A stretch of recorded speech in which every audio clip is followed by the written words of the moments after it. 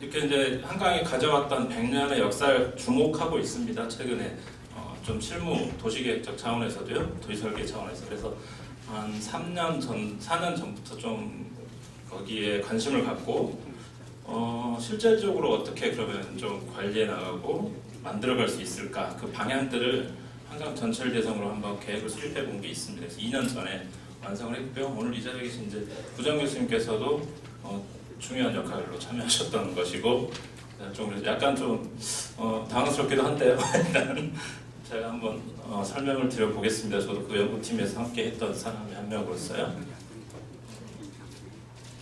한강이 재미있는 게 이렇게 이제 흘러온 역사 속에서 저희가 민선 서울시장을 투표로 뽑게 되잖아요. 그러면서 새로 뽑히신 시장님들마다 한강을 뭔가 해보고 싶어 하세요, 다들. 그래서 가지고 수많은 계획들이 그 최근에 한 10년, 최근에 한 20년, 30년 내에도 여러 차례가 있었습니다.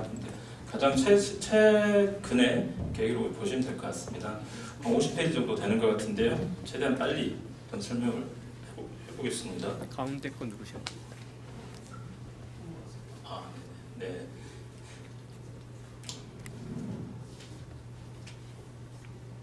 저기다 해야 되는데, 들으셨듯이 한강 자체의 역사는 반만 년으로 보고 있습니다. 실질적으로 저희 한반도 전체를 보면 지리적으로 중심이기도 하고요. 사실은 이제 정신적인 측면에서도 중심인 지역이고요. 뭐 암사에서부터 시작해서 대한민국 근대화까지 여러 가지 역사를 다 표상하고 있는 공간이고요. 주변에서 이 한강에 의존해서 물 마시고 사는 사람들만 2천만 명입니다. 그래서 2천만 젖줄이라고 얘기하기도 하고요. 아까 이제 안청 교수님 말씀하셨듯이 여러 가지 시와 문장, 시조, 그리고 뭐 현대 정서로 대표되는 것들에서 상당히 많은 예술 작품들이 그래도 아직까지 남아있는 지역이 되겠습니다. 그래서 사실은 좀 그대로 가능하면 미래에 좀 잘 되살려서 되물려줘야 될 공간, 자원으로 인식을 하고 있습니다. 이런 데서 좀 출발하고 있고요. 실질적으로 현재 우리 서울의 생활에 있어서도 그냥 단순한 수변 공간이 물이 아니고요. 서울에서 사실상 가장 큰 오픈 스페이스라고 할 수가 있습니다. 근데 사실은 접근이 어려운 이런 오픈 스페이스고요. 재밌는 게 이게 이쪽 끝에서 이쪽 끝까지 쭉 걸어가 보면 42km 정도 됩니다. 그래서 마라톤 코스. 그러니까 위아래를 이렇게 쭉 돌면 마라톤 코스 2번 왕복이 되는데요. 이 계획을 하면서 저도 자전거로 한 2번 정도 왕복을 해봤습니다. 그래서 강폭도 이 정도 강폭을 갖고 있는 세계 대도시의 강이 별로 없습니다. 그래서 넓은 곳은 한 1km 넘고요. 좁은 곳은 한 600m 정도 되는 이런 공간이 되겠고요. 뭐 생태적인 측면, 그다음 생태적인 측면이라든지 경관적인 측면에서도 서울 하면은 한강, 남산에서 한강이 있고 산이 있는 도시, 이렇게 여러 곳에서 인식을 하고 있는 것으로 알고 있고요. 사실은 저희가 조선시대 한성까지만 하더라도 청계천하고 내사산, 인구 20만의 한성부였었는데요. 지금 현재 서울을 이렇게 보시면 1000만, 그래서 외사산하고 사실 이제 한강이 어느덧 중심이 돼서요. 실질적으로도 여구에서 이 강북하고 강남을 연결하는 중심 공간으로서의 새로운 도시 공간 구상이 필요해진 측면도 있습니다. 그래서 아까 말씀드렸듯이 관선시장 때도 여러 가지 종합개발 계획들을 엄청 했는데, 이때 관심은 뭐였냐면 물이 넘쳐서 피해받지 않게 하는 데 관심을 엄청 줬었는데요. 민선시장 들어오면서부터 좀 이제 종합적으로 계획해보자 이런 움직임들이 생겨납니다. 그래서 여러분 뭐 들어보셨을지 모르겠지만 이런 새서울 우리한강 기본계획이라는 것도 있었고요.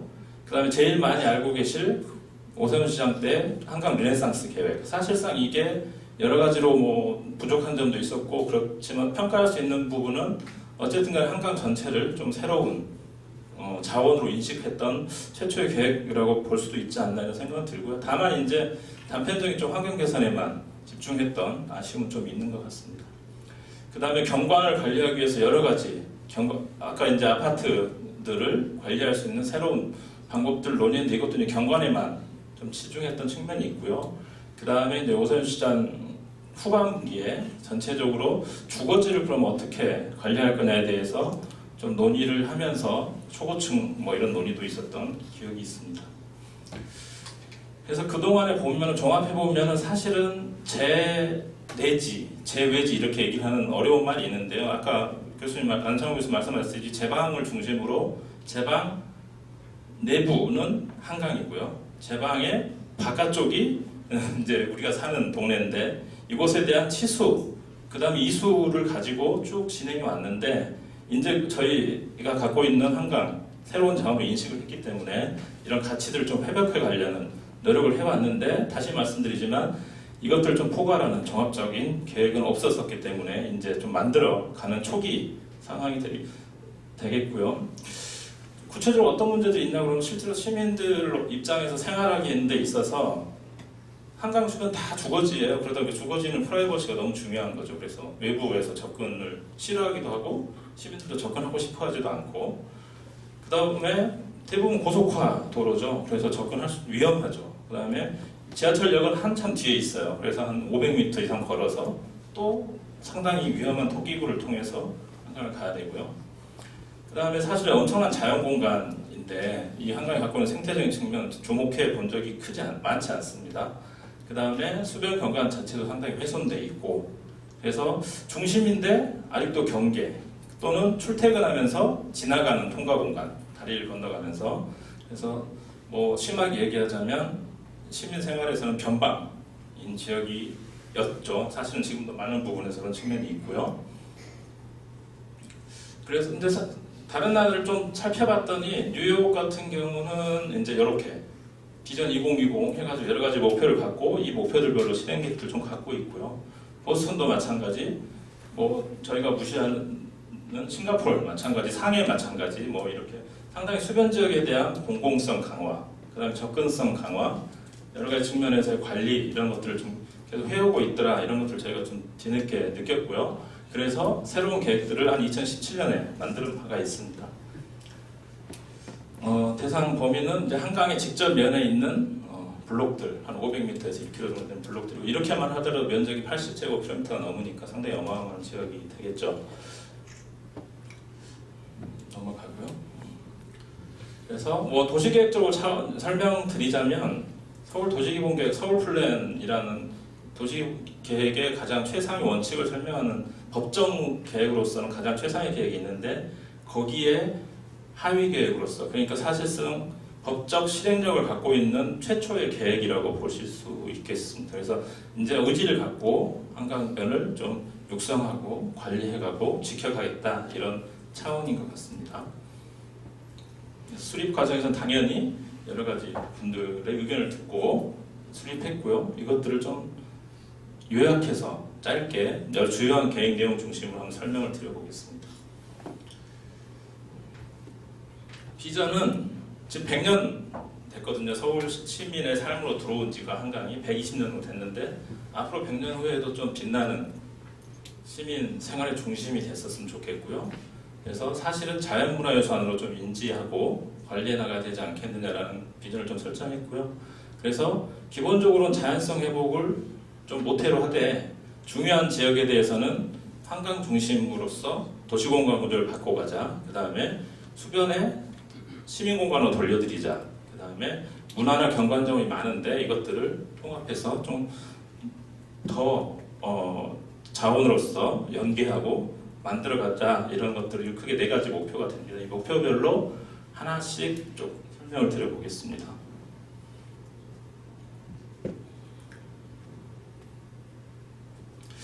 일단 그런 목표들을 가지고 이런 7가지 구역으로 좀 나눠봤어요. 이것들은 이제 여러분 이건 어떤 의미가 있는 거냐면 기존에는 난지, 뭐 여의도, 한남 이렇게 강북하고 강남 지역을 별도로 인식하고 접근했다면 요거는 강서 난지권에서 이거 전체가 사실 한강을 중심으로 양안이 하나의 권역이다 이렇게 보자라는 거고요. 마찬가지로 성수 압구정이 하나의 권역, 자양하고 잠실이 하나의 권역으로 봐서 한강이 진짜 가운데로 오게 해나가자는 취지에서 접근을 하고 있는 거고요. 그래서 이 7개 권역별로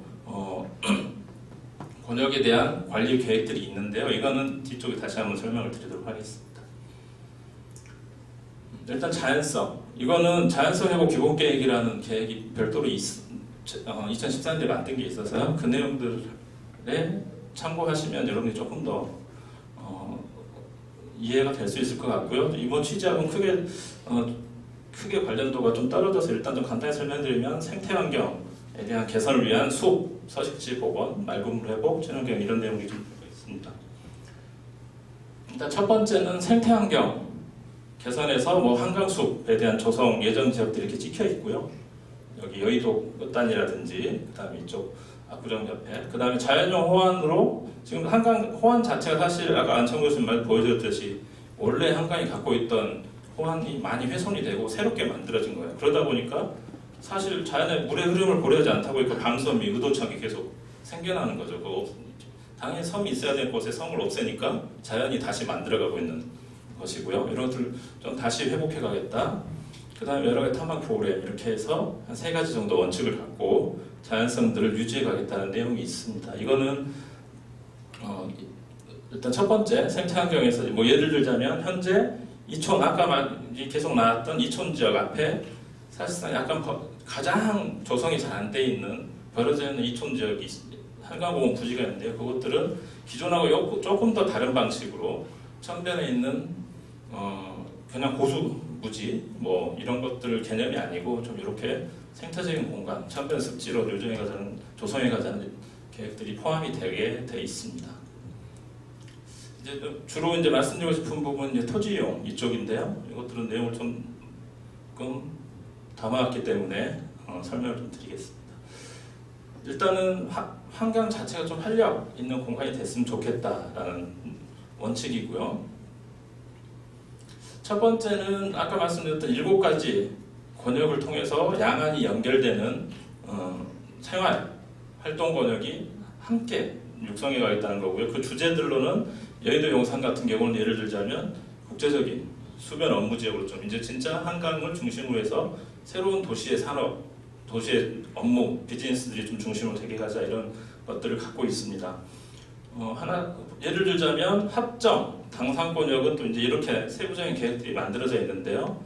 지금 뭐 홍대에서부터 출발해서 이쪽 당인리발전소가 지금 공원화가 되고 있죠. 이런 계획들에 따라서 그 다음에 이쪽 영등포에서부터 선유도 공원이 이렇게 이제 하나로 연결되는 역사자원 연결 보행 루트라든지 주변에 있는 안양천까지 활동 연결성, 그 다음에 아직은 좀 미약하지만 여의도에서부터 전체를 연결하는 요 구간에 대해서는 수상 셔틀을 좀 운행하는 부분들 이런 것들 좀 계획적으로 담아가고 있고요.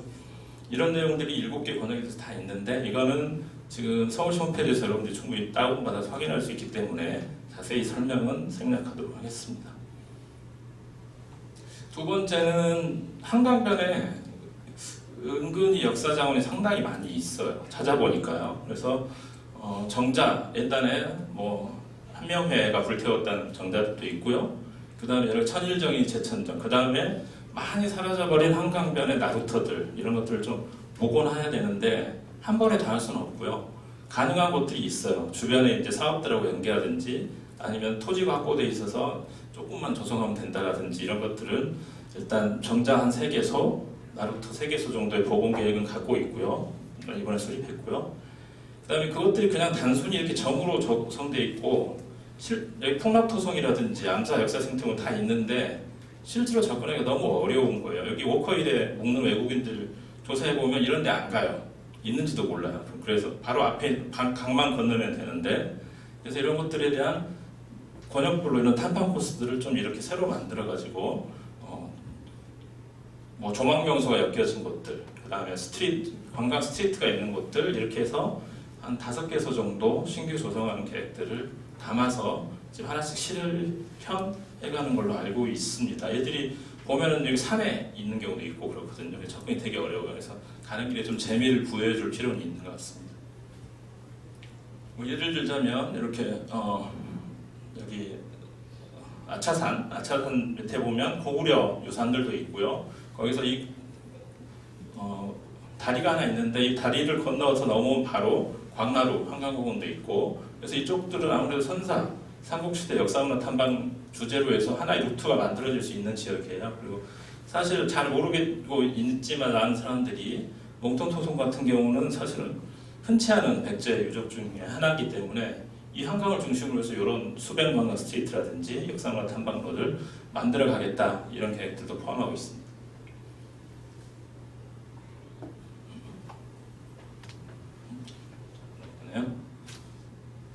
세 번째는 한강에 다 이렇게 아까 말씀드렸듯이 아파트 주거단지로만 조성이 돼 있다 보니까 숨쉴 틈이 없어요. 그리고 뭔가를 해보고 싶어도 하기에 너무 힘듭니다. 그래서 중요한 거는 예전에는 다 팔아먹어버렸던 공유수면 매립해서 다 팔았던 그 땅들 다시 한번 되찾아봐야 되겠다. 되찾을 수 있는 곳들이 어디일까? 일단은 지구별로 가능한 곳들부터 다 찍어놨습니다. 그래서 이곳들에 대해서 한 70개 정도, 그래서 한 140만 제곱미터면 어마어마한 면적이죠. 여의도 전체 활용 면적의 2배 가까이 되는 면적이기 때문에 그런 공간들을 좀 확보해가자 앞으로는. 그래서 확보하는 것만으로도 충분히 의미가 있겠다. 그 이후에 그 활용하는 것들은 여러분들이 나중에 진짜 실무를 하면서 할 수도 있는 거기 때문에 그렇게 일단 확보해가자 측면이 있고요. 그 다음에 이제 실제로 지금 현재 여러 군데 조성되어 있는 이런 시설들이 있어요. 근데 잘 안 알려져 있는 것들이 있어서 이런 여가시설이나 문화시설들을 조금 더 확충해가자는 부분들이 있습니다. 그래서 시민들이 그것 때문에라도 한번 한강 더 나아보게, 치킨하고 맥주 먹으려고 한강 여의도 가듯이 뭔가 프로그램이라든지 시설이 있으면 오겠다는 생각이고요. 그런 일환에서 조성되고 추진됐던 것들도 하나가 이제 당연히 아까 계속 얘기 나왔던 당일발전소를 문화창작발전소를 리모델링하고, 사실은 이쪽에서 바로 100까지 이렇게 띄우려고 했는데 그거는 여러 가지 그 한강 제방 문제가 있어서 그건 좀 어려움이 있어서 포기됐던 좀 안타까움이 있습니다. 그래서 이쪽에 아마 지금 어떻게 계획이 진행될 그 이후로는 제가 이제 정확히 모르겠는데 사실 이쪽에서 이렇게 한강을 전망하게 되면 엄청난 뷰가 있거든요. 그래서 그런 것들을 좀 만약에 잘 이루어진다면 좀 명소가 될 수 있을 것으로 기대하고 있습니다. 이렇게 이제 좀 잘 활용하는 부분이 있고요. 세 번째는 이제 접근, 좀 일단 잘 가야 사람들이 많이 갈 거기 때문에 세 가지 측면인데요. 첫 번째는 한강까지 너무 가기가 어려워요. 그 다음에 지하철역에서 걸어가기도 힘들어요. 그래서 버스 루트들을 한강까지 다 연장하자는 건데 모든 곳을 연장할 필요는 없고요. 버스 접근이 좀 취약한 지역들만 연장하고 노선 확충하는 부분들. 그 다음에 계속 실패하고 있지만 그렇게 버스가 좀 정확하게 연결이 된다면 한 2군데 정도에서는 수상교통도 일단은 시범적으로 운영할 수 있겠다 이런 생각을 갖고 있고요. 그 다음에 이제 사실 많은 시민들이 한강 가면 뭘 많이 하냐면 자전거 타시고 그 다음에 이제 퍼스널 모빌리티 많이 이용하시는데 이런 부분들이 사실 이제 보행자하고의 충돌도 감안해서 이제 분리도 해야 되겠지만 일단 이쪽에 대해서 자전거 이용에 대해서 지금 불편한 부분들이 좀 있어요. 자전거를 들고 메고 계단을 올라가서 육교를 건너서 내려와서 다시 자전거 도로를 이용해야 된다라든지 이런 것들은 좀 개선을 최대한 해주자. 그게 한 몇 군데 된다라고 좀 찍어놓은 게 있고요. 그 다음에 4대 지천에서 한강까지 바로 꽂을 수 있는 연결을 한 7개소만 붙여주면 전체 자전거 도로가 하나의 네트워크가 되겠다 이런 생각들을 갖고 좀 이치들을 정리해 놓은 것들이 있습니다. 예를 들면 반포 이촌에서의 국립중앙박물관에서 내려올 수 있는 버스 나들목, 그 다음에 이쪽 반포지구를 순환할 수 있는 순환체계. 그러니까 여기 9호선들이 여기 있거든요. 한강까지 가려면 너무 멀어요. 설해선, 세비선 좋은 곳들이 많은데.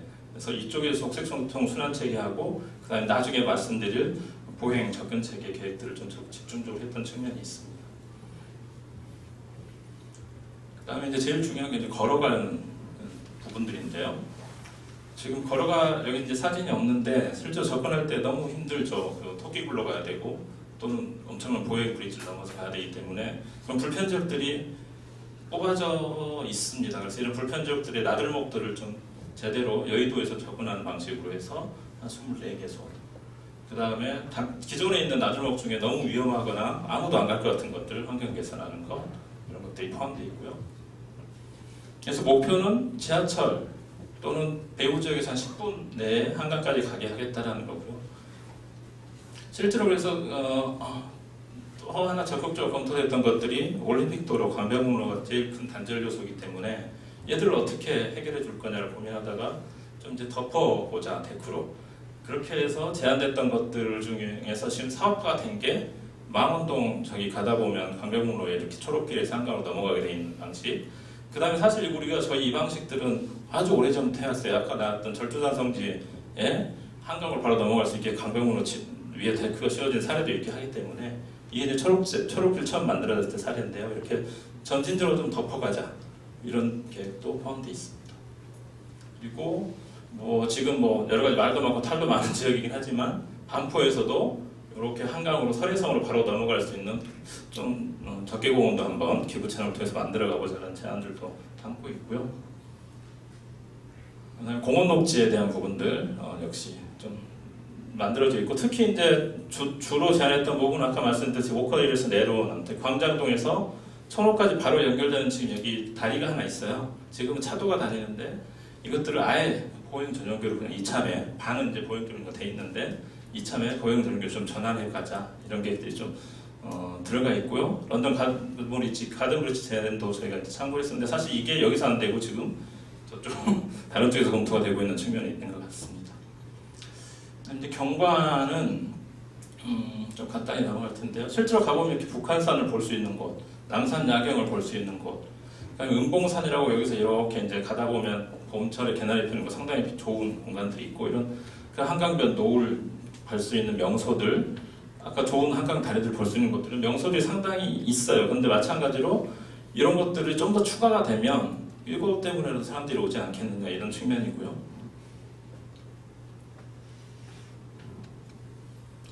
그다음에 이제 이건 도시계획적 차원인데 좀 지켜가야 될 부분은 지켜가자는 취지입니다. 그래서 조금 한강변으로서의 아주 높은 높이의 건축물들, 특히 주거 건축물들은 더 이상은 좀 짓지 않도록 했으면 좋겠다는 소망을 좀 담아서 관리 계획들을 갖고 있고요. 그 측면에서 사실 서울이 갖고 있는 가장 큰 자산 중에 하나인 산, 이 산들은 최소한 이런 정도 지점에서는 조망이 가능하게 관리를 해줬으면 좋겠다 이런 계획들을 담고 있고요. 그래서 아마 뭐 층수의 제한이라든지 뭐 이런 원칙들이 나와 있는 걸로 알고 있습니다. 이런 이제 뭐 제도적인 내용이 되면 좀 넘어가도록 하고요. 그래서 지구별로 가이드라인이 다 있습니다. 그래서 이제 아까 권역별로도 있고요. 이렇게 당산이라고 하면 당산 지구별로 개요가 뭐가 있고 그 지역의 현안이 어떻게 돼 있고 중점적인 관리 원칙은 어떻게 되고 어떤 사업들을 언제 누가 한다 이런 것들이 27개 지구로 다 나눠서 구체화되어 있고요. 요거는 이런 형태 관리도로 완전히 종합계획도로 만들어져 있고 설명서도 있습니다. 이거는 서울시 홈페이지에 공개되어 있기 때문에 관심 있는 지구에 대해서는 다운로드 받아서 확인해 보시면 될 것 같습니다. 그래서 이렇게 이제 100년 후에도 빛나는 시민생활의 중심 만들고자 계획을 좀 만들어 봤고요. 그 이후 벌써 3년 지났어요. 현황이 많이 바뀌었을 걸로 이해하고 있고 수준 중인 사업도 있고 못 가고 있는 사업도 있는데 그런 것들 좀 참고가 여러분들 그 작업 진행하시는데 참고가 좀 되었으면 좋겠다는 소망으로 마무리하도록 하겠습니다. 네, 감사합니다. 하는데요. 네, 여러분 뭐 커피 드시고 쿠키 드시면서 그냥 이야기 편하게 들으시고 나누면 될 것 같습니다. 어떠셨어요? 발제 들으시니까 이번 주제가 이게 명확하게 떠오르세요? 명확하게 떠오르시는 분?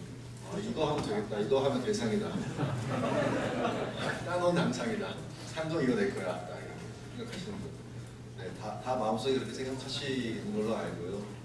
이게 이제 오늘 여러분들이 한강에 대한 역사적인 배경, 그 다음에 앞으로 2030년의 어떤 계획들 이런 것들을 같이 들었으면 그러니까 꽤 긴 시간 동안에 한강에 대한 이야기들을 다 들으신 거예요. 근데 이제 전제 조건이 몇 개가 있죠. 그러니까 평화협력 시대가 왔을 때 한강이 어떻게 전할 것인가. 근데 그 시점 사실 저희가 가늠할 수가 없습니다. 그러니까 아마 제가 생각하기에 여러분들이 약간의 시나리오들을 좀 자주 봐야 되지 않을까 이런 생각을 좀 하고요. 예를 들어서 평화협력 시대 한강이 이제 변화가 있다 그러면 우리가 한강의 변화뿐만 아니라 다른 사회 변화들도 예견되는 것들이 있잖아요.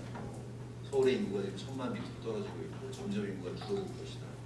이런 그 사회 현상들의 변화들을 잘 감안하셔서 이 일정 시점을 잡고 그 그 시점 안에서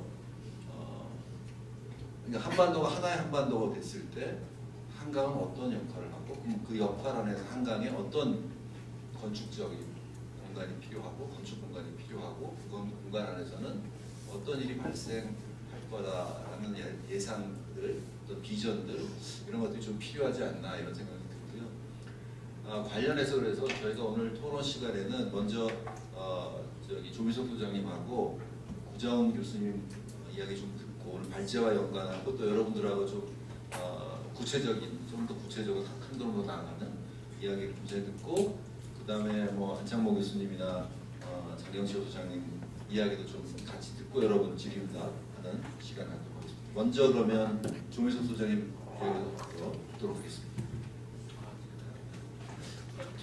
너무 잘 들었고요. 반갑고요, 여러분들. 안창모 선생님이 제안을 해주셨죠. 이 주제를 가지고 같이 좀 참여해달라고 그래가지고 보니까 제가 그냥 밥 숟갈만 넣으면 될 것 같더라고요. 그래서 그런 거죠. 그래서 그런데 제가 뭐 우리 또 역사를 얘기하면 이 역사가 안창모 선생님하고는 그 한국관을 저희가 베니스 비엔날레 때 제가 또 이 남북 근현대 건축 도시사로서는 최고봉이시잖아요. 그래서 모시고 같이 공통 관심사를 가진 좋은 경험이 있고 뜻 자체가 지금 한강을 제가 또 마침 밤섬 생체 관찰 데크라는 프로젝트가 이제 공모에 당선이 되고 지금 만 3년이 됐어요. 그렇고 당일리가 이제 만 1년이 돼가고 있고 그러다 보니까 저는 조금 구체적으로 그냥 이제 막연히 가지고 있던 앞에서 또 장 선생님께서 좋은 말씀들을 해주시고 제가 공감하는 부분들을 많이 이렇게 큰 그림으로 정리를 잘 해주셨는데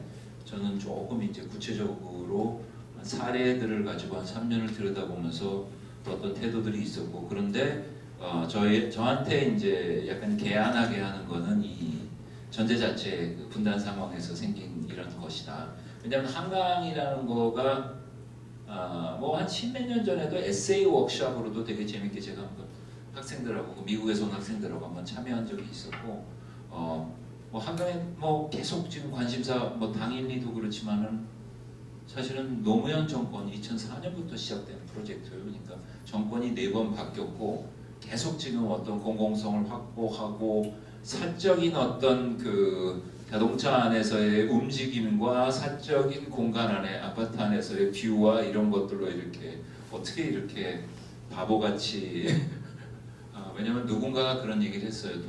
한 도시의 인텔리전스는 물을 어떻게 이용하는가에 있다. 그렇다면은 제 생각은 한강을 보면 정말 IQ 측정이 안 될 정도로 바보 같은 그런 도시인 거는 맞거든요. 그런데 오늘 많은 부분을 안창모 선생님께서 설명을 해주셨고 저는 보면서 참 쇼킹했는데 정말 이것도 누가 얘기했죠? 뭐 이 문명의 역사는 야만의 역사라고 하는데 그거 보면서 진짜 진경상소화의 대가인 경제 정선이니까 실제 풍경이 그랬다는 거 아니에요? 그런 거죠. 중국풍 흉내내서 좀 과장한 게 약간 있었긴 하겠지만은 이게 무슨 리오냐 싶을 정도의 이런 막 기암괴석과 그게 이제 아사무사 남아있는 게 이제 절두산 정도 절벽이고 이제 뭐 몇 군데 보여주셨지만은 그거 보니까 굉장히 화가 나더라고요. 제가 보고 있으면서 특히 그 선유봉이라는 거에서 넘어갔어요. 저는 지금 있는 선유도 굉장히 자랑스러운 장소라고 하는데 뭐 그게 이제 굉장히 우리가 압축적으로 뭐 정신없이 그렇게 지나가서 그런 거 저는 근데 뭐 여러 가지 생각들 하게 됐어요. 그리고 그거 보면서 저는 제가 지난번에 제안한 거 있잖아. 안창모 교수님한테 이거는 제가 하나 뭐 힌트는 아니고 절대 근데 관심 있으면 하세요. 근데 저는 한강을 가지고서 제안을 하고 싶은 게 있는데 내가 다 공개할게요. 여기 또 써도 돼요. 뭐냐면은 관광 사업이기도 하면서 굉장히 고퀄리티의 문화 역사 사업인데 유람선을 타고 VR을 쓰는 거예요. 그러고는 이 역사를 봤다 안 봤다 하는 거예요. 이렇게 왜냐면 한강이 지금 너무나도 많이 헤쳐먹고 지금 사보타지가 돼 있어서 이걸 복원하는 건 불가능하거든요. 근데 한 2시간 돌면서 그 사라졌던 그 기왕 개석들도 보고, 이를테면은 뭐 6.25 때 이승만이 폭파하고 달아난 다리 모습도 잠깐 봤다가 계속 변화하는 거를 이렇게 비포 애프터로 보는 거, 그거 좀 대박일 것 같지 않아요? 이건 계속 복제가 가능하고. 돈이 안 된다고.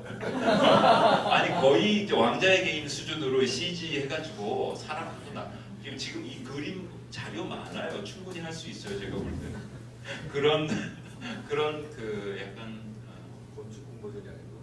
그런 거좀 벗어났죠.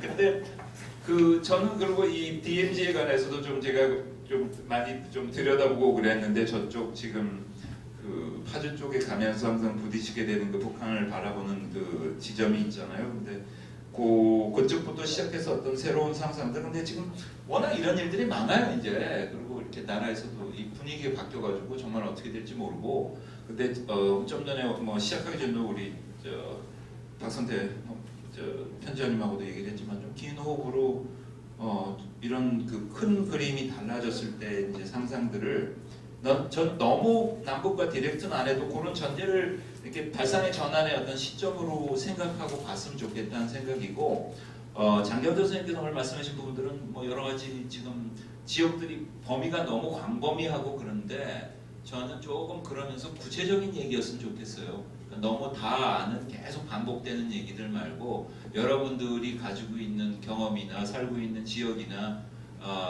뭐 그런 생각들, 뭐 모르겠어요. 큰 그림들은 사실은 다 끄덕끄덕할 얘기들이잖아요, 사실은. 그래서 좀 더 스페시픽한 얘기들을 가지고 좀 예측 불허하는 것들이 좀 많이 나와줬으면 하는, 저는 개인적으로는 그런 생각이 있고요. 그런 정도로 하고, 고 교수님.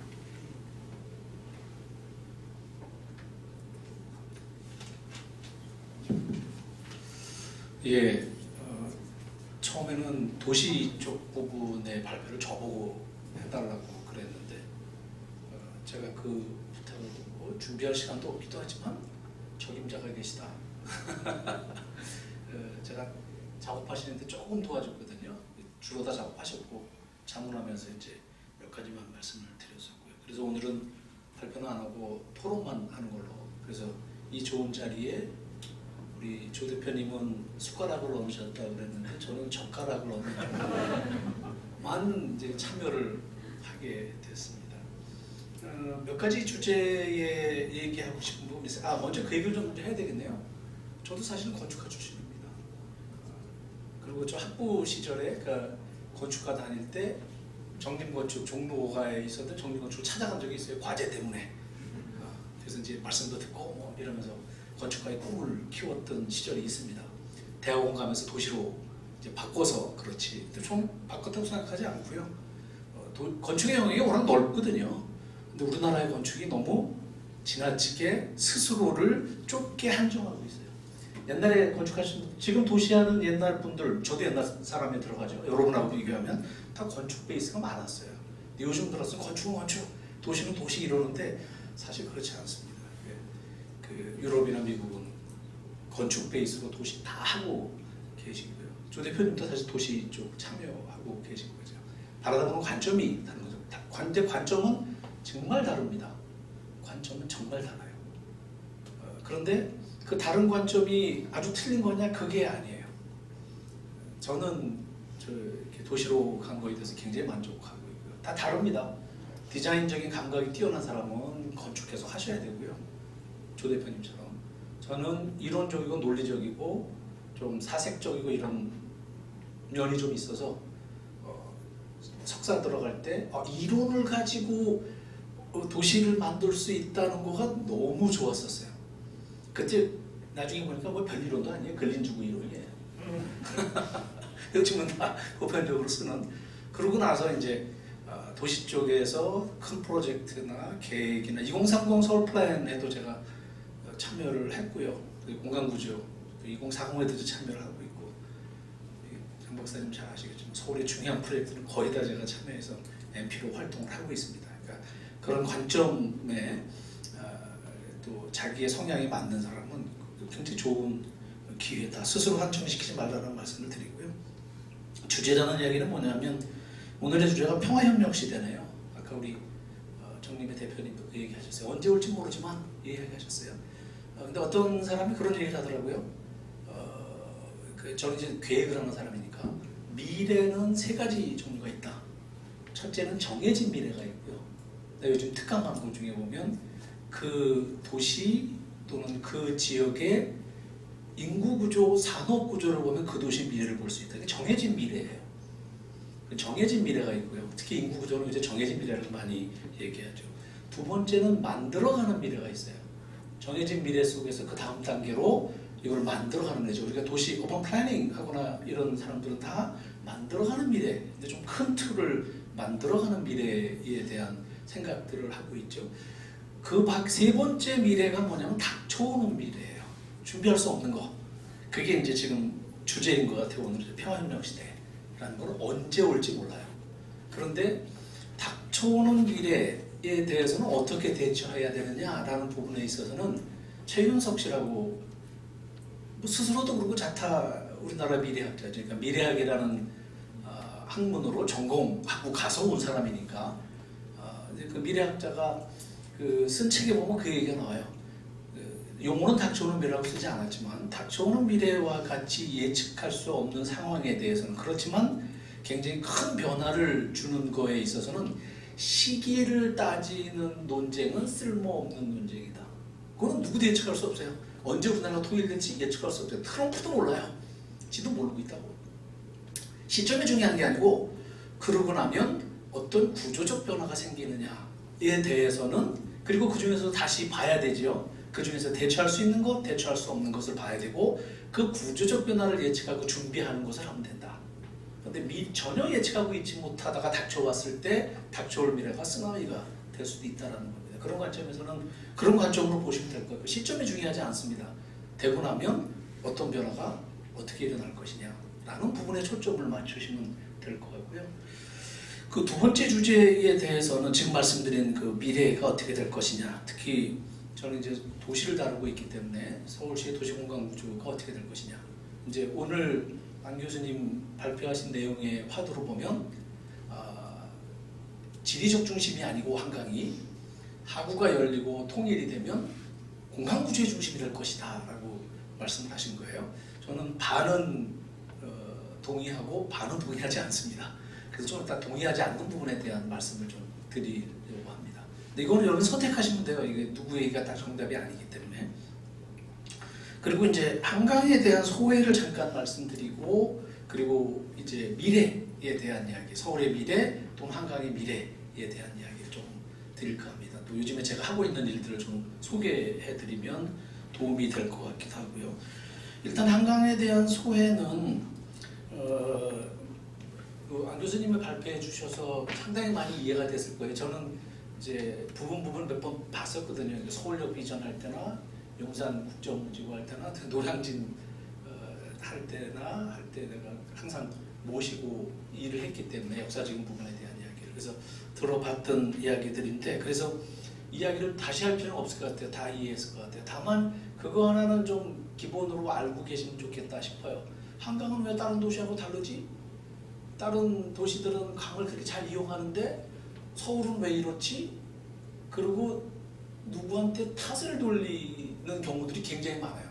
그 경우에 상당히 많은 부분들을 아니 도시하는 사람들이 큰 틀을 만들면서 이거 왜 이렇게 하지? 우리는 건축을 하니까 우리의 잘못은 아닌 것 같고 이렇게 많이들 얘기하시더라고요. 제가 종종 들었어요 그런 이야기를.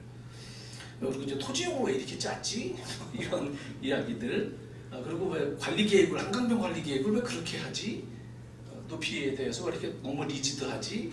이런 이야기들 많이 하시거든요. 이제 그 부분에 대한 소회를 잠깐 말씀드리려고 하고요. 외국 가치평가의 차이는 한강은 독특합니다. 아까 말씀하셨지만 이게 강수량의 계절적 차이가 너무 커서 여름 한철 대비하기 위해서 만들어 놨는데 나머지 3계절 특히 가을 겨울에는 거의 건천처럼 되는 지금 막아놔서 그래요. 지금 보 만들어서 물이 좀 있죠. 이전에는 거의 건천 같은 스타일이었거든요. 그런 한강이에요. 그러니까 사시사철 저기 그 빙하의 물이 흘러내려서 항상 도나우강처럼 아름다운 강, 세느강처럼 아름다운 강의 환상을 가지고 우리는 왜 이래 이러는 거죠. 틀립니다. 상황이 틀려요. 그러니까 인정할 건 인정하고 그 다음에 어떻게 해야 되를 하지. 인정하지 않고 그거를 자꾸 문제를 삼으면 쓸데없는 문제 의식으로 트러블을 갖는 거고 그거는 결국 본인의 에너지를 소모하는 거다라는 말씀이고요. 두 번째는 말씀 중에서 나왔지만 서울에서 한강은 엣지였어요. 강남 개발하기 전까지 엣지였었거든요. 그러니까 서울과 도시와 시골의 경계 지역이 있죠. 거기를 중심으로 쓰겠다고 아무도 생각하고 인 적이 없었고 또 그렇게밖에 될 수 없었던 것은 폭이에요. 폭이 너무 넓어서 토지형의 연속성을 가질 수가 없어요. 그러니까 어차피 엣지로 될 수밖에 없었던 거죠. 그 다음에 이제 세 번째는 원도심과의 괴리예요. 원도심에서 심리 떨어져 있어요. 도심이 될 수가 없어요. 그러니까 기껏 이용됐던 게 주거지로밖에 못 썼던 내용들이죠. 그리고 이제 결정적으로 영향을 미쳤던 것은 강남 개발이죠. 강남 개발은 뭐 여러 가지 그 배경적 원인들과 이유들을 이야기를 하는데 아까 말씀하셨던 군사적 목적, 그러니까 이 전쟁에 대비하는 목적도 있었고 또 한편에서는 그 400만이 됐을 때 서울을 그 형태로 쾌적한 환경을 만들어낼 수가 없었어요. 그래서 확장할 수밖에 없다라는 이유도 있었었고 또 한편 정치적 목적도 있더라고요.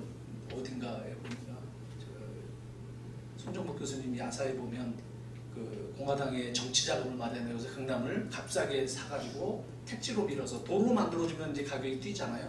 그렇게 해서 엄청난 정치 통치 자금을 마련하는 수단이었다. 뭐 이런 어쨌든 중요한 포인트는 뭐냐면 그 모든 계획 속에 강남은 주거지로 개발하는 게 목적이었었어요. 그때는 중심이 그런 가리라고는 아무도 생각하지 않았고요. 왜 강남의 테헤란로에 가면 길은 그렇게 넓은데 거기 상업지역이 근린상업지역으로 정해져 있거든요. 30m만 상업으로 돼 있어요. 그리고 안쪽으로 들어가면 1종 주거지역, 2종 주거지역이에요. 그래서 음식점들로 많이 쓰이고 있잖아요. 왜 그런 구조를 만들었냐면 아까 그림에 보여주셨잖아요. 저층 주거단지를 생각한 거고 저층 주거단지 속에는 그래서 이론이 중요합니다. 이론이 중요한 얘기가 뭐냐면 그때 당시에 우리나라에서 도시계획을 공부하고 오신 분들 우리는 미국에 영향을 많이 받았으니까 미국에서 공부하고 오신 분들은 주거단지 개발할 때 오로지 생각은 근린주거 이론이에요. 그건 점일 개발이거든요. 600 내지 500 내지 600의 슈퍼블락으로 큰 도로를 내고 안에는 도로를 만들지 않고 안에는 지분의 도로와 보행으로 묶는 그것밖에 생각이 없었어요. 그 이론이라는 게. 그래서 600 내지 800짜리로 자르고 길가에 노선상업 붙이고 안에는 주거지역 준 거예요. 1종 주거, 2종 주거 준 거죠. 이렇게 개발될지 몰랐죠. 근데 사실은 그거를 그러니까 도시적 관점으로 보는 경험이 없었던 거죠. 경부고속도로가 뚫리고 우리나라의 개발이 남쪽으로 쏠리게 되면서 입지적 역할이 생기면서 강남은 중심성을 갖게 된 거죠. 그래서 한 80년대부터 강남이 도심으로 뜨기 시작을 하고 아예 2030 만들 때 예전에는 서울 도심만 도심이라고 나머지는 부도심이라고 불렀거든요. 그래서 옛날에 강남은 영동부도심이라고 불렀어요. 영동이라고 아직도 쓰이는 거 아시죠? 강남도로 부분을 왜 영동이라고 부르는지 아세요? 영등포의 동쪽이라는 뜻입니다. 그때까지만 해도 영등포가 그렇게 중요했어요. 인식 속에. 이제 이해하시잖아요. 아까 말씀하셔가지고 지금 그 얘기 들으면 무슨 얘기지? 그러지만 지금은 강남이 훨씬 옛날에 영등포가 훨씬 중요했어요. 영등포 동쪽이 버려진 땅이었어요. 배추밭이, 저 뽕밭이고 수박밭이었어요. 그러던 데를 개발을 했던 부분들이고요. 그래서 그런 부분들로 강남 개발하면서 주거지로 개발하려고 했는데 이 입지적 특성, 그 다음에 간송가로를 격자형의 형태로 만들어 놓게 되니 강북에서 꼬불꼬불 다니다가 너무 좋은 거지요. 그러니까 선호도가 높아지게 된 거예요. 주거지로서의 선호도가 너무 높아지게 되고 이래서 완전히 이제 도심으로 바뀌었죠. 지금은 역전된 지 한참 됐죠. 앞으로는 더 심화될까요? 심화되지 않을까요? 심화됩니다. 이게 도시에 대한 전체적인 감각들이 잘 안 떠오르시는 모양이네요. 조금 이따 말씀드릴게요. 그 다음에 이제 결정적으로 이 구조를 고착화시킨 것이 8886입니다. 8688입니다. 올림픽을 하면서 사실은 올림픽은 한강의 기적을 할 때 그때 쓰기 시작을 한 이야기, 그전에도 썼지만 그때 결정적으로 썼던 거고요. 그때 우리들의 자부심은 자랑하고 싶었던 거거든요. 근데 문제는 뭐냐면 사람들이 공항에 내려서 도심으로 돌아오거나 잠실 경기장 가려면 이전에 도로들을 통해서 코들코들코들 얼마 걸릴지 몰라요. 그래서 사실은 강변북로 올림픽대로를 확장하면서 간선축을 만든 거죠. 근데 도시의 기능적 측면에서 봤을 때는 한강이 그동안에 하나도 기여한 것이 없다가 그때 결정적 기여를 합니다. 한강이 없었다면 그런 고속도로를 못 만들었어요. 양쪽에서 버려진 엣지였었기 때문에 만들 수 있었죠. 그 대신에 우리는 뭘 잃어버렸냐면 한강으로의 보행 접근성을 잃어버렸죠.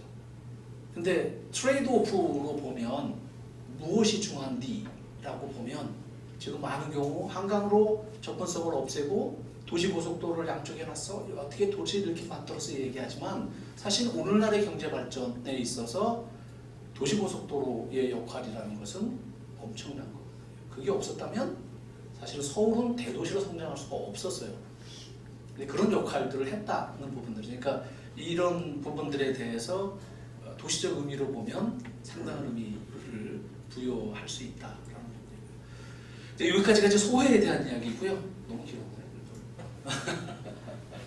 두 번째는 이제 미래의 전망입니다. 그래서 평화협력 시대가 오면 어떤 일이 벌어질까? 시점은 언제인지 모르겠어요. 뭐 그렇게 오래 걸릴 것 같지 않아요. 근데 그건 중요하지 않아요. 어떤 일이 벌어질까라는 부분이 더 중요한 포인트라고 말씀드릴 수 있고요. 이 부분은 저는 특정한 상황을 가지고 미래를 예측하지 않고 이제 우리가 2040 도시기본계획을 수립하고 있어요. 지금 시작했거든요. 그럼 서울시 도시공간 구조 짤 때 어떻게 공간 구조를 짤 거냐? 그러니까 예를 들면 한강을 이제 서울의 지리적 중심에서 기능적 중심으로 가져오자라고 짤 거냐 아니냐 이런 얘기들입니다. 그런데 지금 2040을 짜면서 2030에도 이미 많이 반영돼 있어요. 미래 도시의 그 주요한 골격은 뭐가 형성되냐 하면 근대 때까지는 아까 말씀드린 고속도로의 역할이 가장 컸었고요. 지금 그 선진 도시들, 그러니까 메가시티라고 불리는 1000만 이상의 국제적 경쟁력을 갖는 선진 도시들의 경우에는 2000년대 중반부터 2005년인가 6년에 월드뱅크에서 선진 도시들의 미래 도시 공간 구조를 만들기 위해서는 3D 전략이 필요하다라는 제안을 합니다. 근데 그거는 그 사람들이 탁월해서 월드뱅크가 얘기한 것이 아니라 거기에 참여했던 많은 계획가들, 세계적 계획가들, 그 다음에 경제와 관련되는 사람들, 이런 사람들이 생각을 정리한 거예요.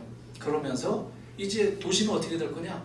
그때만 해도 시작 단계고요. 앞으로 더 심해질 거라는 거죠. 무슨 얘기냐면 미래의 인구 구조는 아까 이제 대표님 말씀하시면서 또 그렇고 종종 이런 말씀들 합니다. 이게 뭐 틀렸다 안 틀렸다 얘기가 아니라 그 서울연구원의 그 연구위원이 세미나에서 얘기하면 나도 서울연구원 출신인데 세미나에서 발표를 하면서 서울은 인구가 1032만까지 갔다가 980만 정도로 줄었어요. 그래서 그 추세가 이렇게 줄어들고 있다. 그래서 그 추세를 보면 한 850만 정도로 줄 거다 이렇게 얘기를 하더라고요.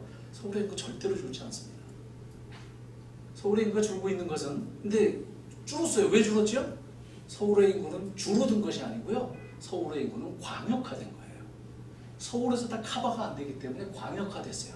이 부분을 뭐라고 부르냐면 광역경제권화 됐다고 얘기합니다. 근데 이게 한국의 서울의 특수한 상황이 아닙니다. 전 세계가 공통적인 현상이에요.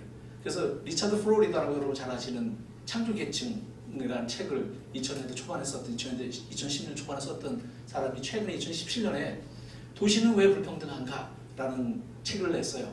그 책에는 어떤 내용이 들어있냐면 자기 자신이 이야기했던 이런 얘기를 했잖아요. 창조계층이 미래시대를 이끌어갈 거고 따라서 창조계층들을 수용하는 옛날엔 창조산업이라고 불렀는데 요즘에는 이제 창조산업이라는 용어 잘 안 쓰죠. 그건 박근혜 정부 때 썼던 용어이기 때문에 요즘에는 지식기반 산업이라고 부릅니다.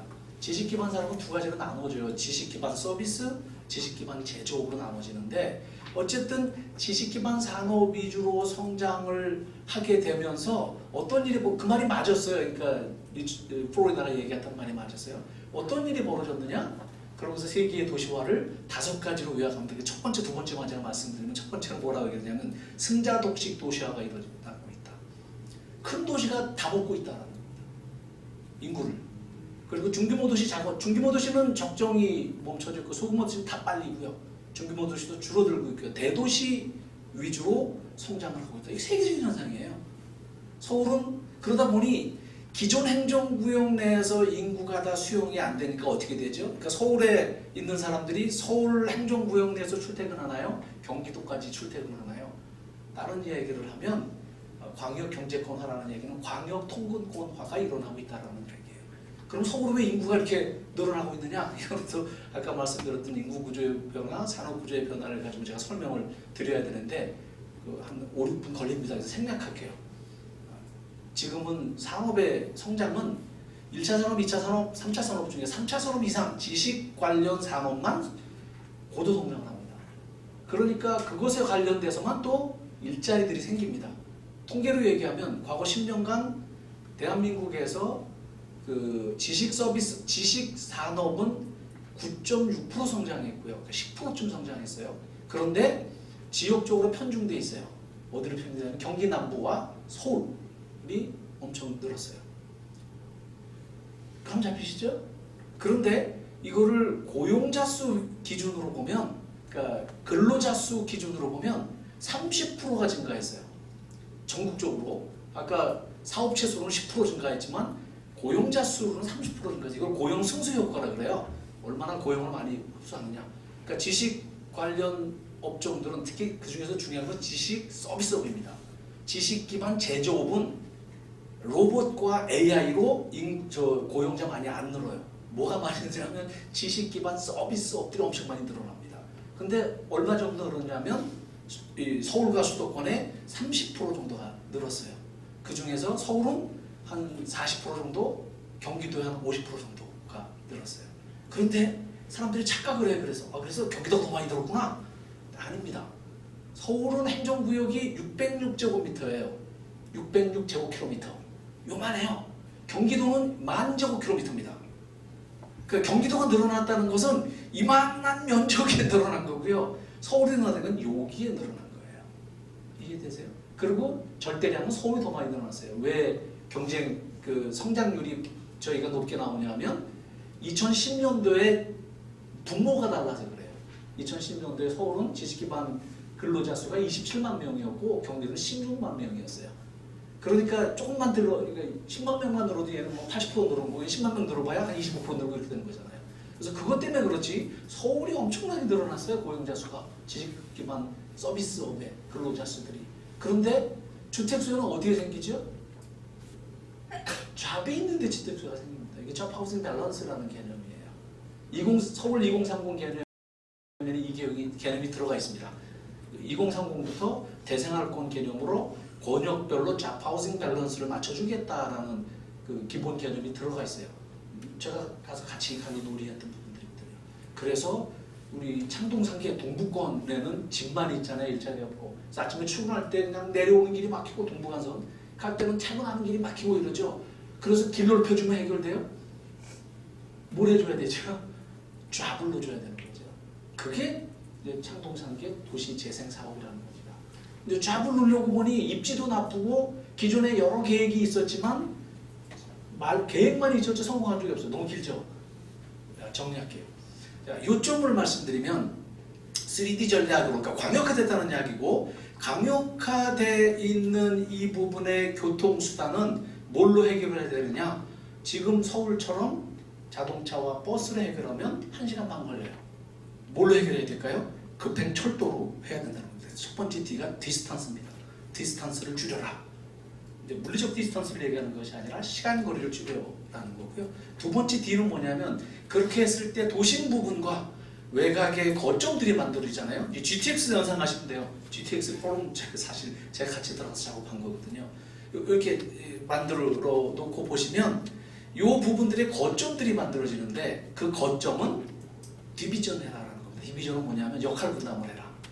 그러니까 고용의 중심, 주거의 중심, 중간은 복합 중심 이런 분담을 하라는 거예요. 지금 우리나라 사람들이 가지고 있는 역세권의 개념은 대합실 위에 백화점 올라타기예요. 이거는 70년대, 80년대 일본 모델입니다. 근데 사실은 선진국들은 아까 말씀드린 3D 전략이라는 개념에서 볼 때 개념이 바뀌었어요. 지식 서비스업에 허브를 만들어주고요. 지식 서비스업에 종사하는 사람들이 좋아하는 것들을 집어넣습니다. 그게 문화, 예술, 상업, 고급스러운 것들을 넣어주고 거기에 주택까지 넣어주면서 이 하나하나들이 뭐가 되냐면 하나의 도시가 되는 거예요. 세 번째 D가 뭐냐면 덴시티예요. 그랬을 때 그 거점의 밀도를 높여라, 컴팩시티를 높여라. 사실은 제가 어저께 CEO 특강 하면서 3기 신도시 정책을 지금 말씀드리는 광역정책권 개념에서 보면 3기 신도시 정책 어떻게 평가해야 되냐? 잘하는 거야 못하는 거야? 뭐 말들이 많잖아요. 광역정책권 개념으로 보면 딱 보입니다. 그림 딱 얹어놓고 보면 딱 보입니다. 말도 안 되는 얘기예요. 그 요즘에 정권에서 저를 별로 불편해합니다. 제가 하도 다니면서 3기 신도시 첫 단추 잘못 꼈다. 이렇게 해가지고는 안 된다. 핵심은 뭐냐면 3D 전략입니다. 급행철도의 전략으로. 거기에 이제 2D가 더 있는 거는 네 번째 D는 디자인이고요. 이제 이런 거를 만들 때 이 지역의 목표가 뭐냐면 수준 높은 환경을 만들어줘야 돼요. 그래야지만 팔려요. 그래서 디자인, 수준 높은 환경. 마지막 D가 뭐냐면 데스티네이션 액세시빌리티입니다. 그러니까 환승체계, 도시와 연결되는 그래서 복합 환승센터를 다 만들어줘요. 거점들마다. 이게 중요한 개념이고요. 이 틀로 도시공간 구조가 짜질 거라는 거죠. 그래서 앞으로 서울시에서 지금 많이 논의하고 있어요. 이 부분들에 대해서. 이미 2030에 반영됐고 그것 이후로 실현되고 있는 것들이고요. 그런 관점에서 보면 한강이 그 미래 도시공간 구조의 중심으로서의 기능 회복될까라는 부분에서 저는 반만 먹고 반 틀린다고 말씀드린 부분이 뭐냐면 기능상 중심 기능 못한다. 왜냐하면 기능은 이미 이걸로 짜져 있어요. 그 GTX를 중심으로 하는 급행철도를 하는 그 구조로 짜져 있고, 근데 그것에 대한 토지 용적 계획, 신도시 계획은 국토부가 아직 마련을 못했어요. 사람들이 인식이 없어요 아직. 그래서 요즘 인식하고 있어요. 이게 개인적인 얘기로 제가 보좌관을 알아가지고 자료를 줬더니 그래서 GTX를 급하게 집어넣으면서 발표를 했어요. 다음 주에 제가 다시 만나거든요. 근데 요번에 또 3기 신도시와 관련된 강의 자료를 또 내가 주려고 그래요. 그러면 생각이 좀 바뀔 거예요. 근데 어쨌든 그런 관점에서 보면 그러면 한강은 어떻게 될 거냐? 저는 여가 문화의 중심. 아까 말씀드렸던 아까 발표 중에서 나왔어요. 장보쌤 발표에 나오구나. 오픈 스페이스로서의 역할, 여러 가지 기능들을 했습니다. 경관적인 역할, 생태적인 역할, 그리고 그러면 완전히 중심이 될 가능성은 없느냐? 그렇진 않아요.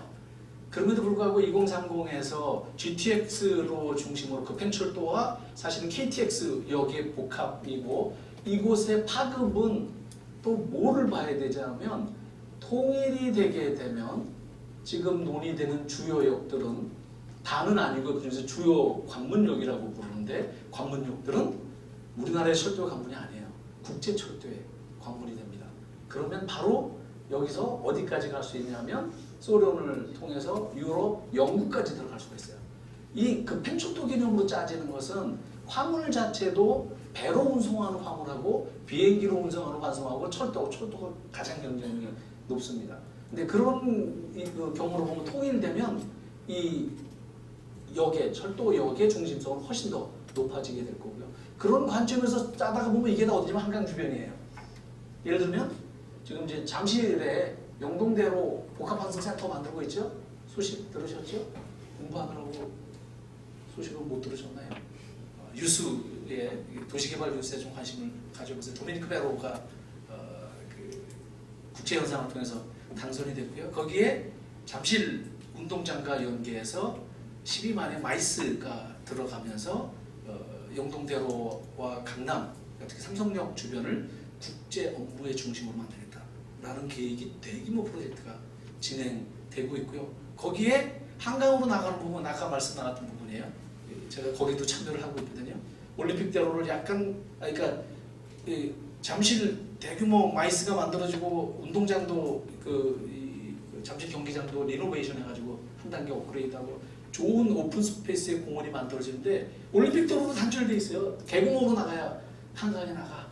그래서 우리가 어떤 계획을 수립했냐면 거기서 넘어가는 부분은 지하화하고 위로 넘어가게 브릿지로 넘어가는 게 아니라 우리는 평면으로 넘어가고 지하화되는 계획을 수립하고 있고요. 그렇게 지하화하는 계획을 수립했던 뭐 여러 가지 이유들도 있지만 그래서 그 부분이 한강물을 바라다 볼 수 있는 그냥 제가 이름 붙인 거예요.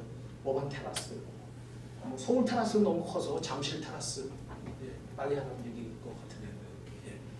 뭐 이런 거 그다음 뒤에는 잠깐 이렇게 할게요. 용산국제업무지구 다 한강이고요. 여의도 중심지구 개발. 지난번에 박원순 시장이 싱가포르 가서 발표했다가 또 집값 들썩이 서울 집값 오른다고 난리쳐서 지금 잠수시키고 있는데 이미 여의도도 중요한 것이 뭐냐면 중심성을 회복하는 거거든요. 도심의 기능을 해야 되는데 그러니까 금융으로서의 국제적 기능들 그러니까 이제 프라임 오피스라고 하거든요. 프라임 오피스만 있고 아파트 단지가 붙어 있고 아파트의 상가에서 필요한 그 서비스를 해주고 있어요. 백오피스도 없고 상업도 없고 문화도 없고 없어요. 그래서 그거를 좀 종합화하는 계획을 수립하고 있고요. 그 여의도 종합 계획이고요. 그거와 관련해서 노량진도 이제 안 교수님과 같이 좀 작업한 게 있고요. 뭐 그밖에 주요 거점역들에 대해서는 지금 또 안들을 만들고 있고요. 서울역, 청량역, 수색역은 저는 좀 장기로 보자라고 하고 있고 장기적 계획을 수립하고 있고 이 모든 것들이 결국은 뭐와 관련되는 미래 비전이냐면 급행철도의 거점역들로 만들어지는 거점역들이고 그리고 그것의 중요한 점들이 한강면이에요. 한강에 연계되는 부분들이에요. 그런 면에서는 한강을 중심으로 한 공간 구조가 짜질 거다라고 생각이 듭니다. 너무 길었네요. 네. 아니 그 안창호 교수님도 뭐 말씀하실 게 있을 것 같고요. 그러니까 저희가 생각하는 것은 그 교수님 말씀도 동의하는 거고, 근데 다만 한강이 가지고 있는 원래적 한강의 역할들이 있었다는 거고, 남북 평화협력 시대가 되면 한강을 통한 한강으로 통해서 중국도 갈 수 있고 북한도 갈 수 있는 거고, 남포 뭐 이렇게 해서 의주, 신의주 갈 수 있고 그 해상의 통로가 열린다는 거고 해상의 통로가 열렸을 때 한강의 역할이 어떻게 변하냐가 사실은 이 공부의 주제. 그러니까 예를 들어서 철도에 말씀하셨지만 지금 북한의 철도를 다시 잇는데 필요한 예산이 최근에 갔다 왔잖아요.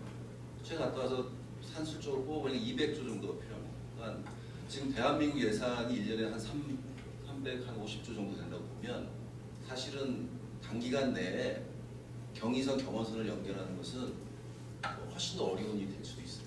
저희가 전제 조건이 그거예요. 그러니까 이 논의가 틀렸다는 것은 아닙니다. 이 논의는 여전히 작동할 것이고 GTX나 이런 걸 통해서 서울이 어떤 새로운 서울로 간다는 것에 대해서는 맞는 말이지만 여러분들이 집중해야 되는 주제는 다시 한번 제가 주제 혼선이 생기면 안 되기 때문에 주제는 결국 한강의 물류의 역할을 복원한다는 겁니다.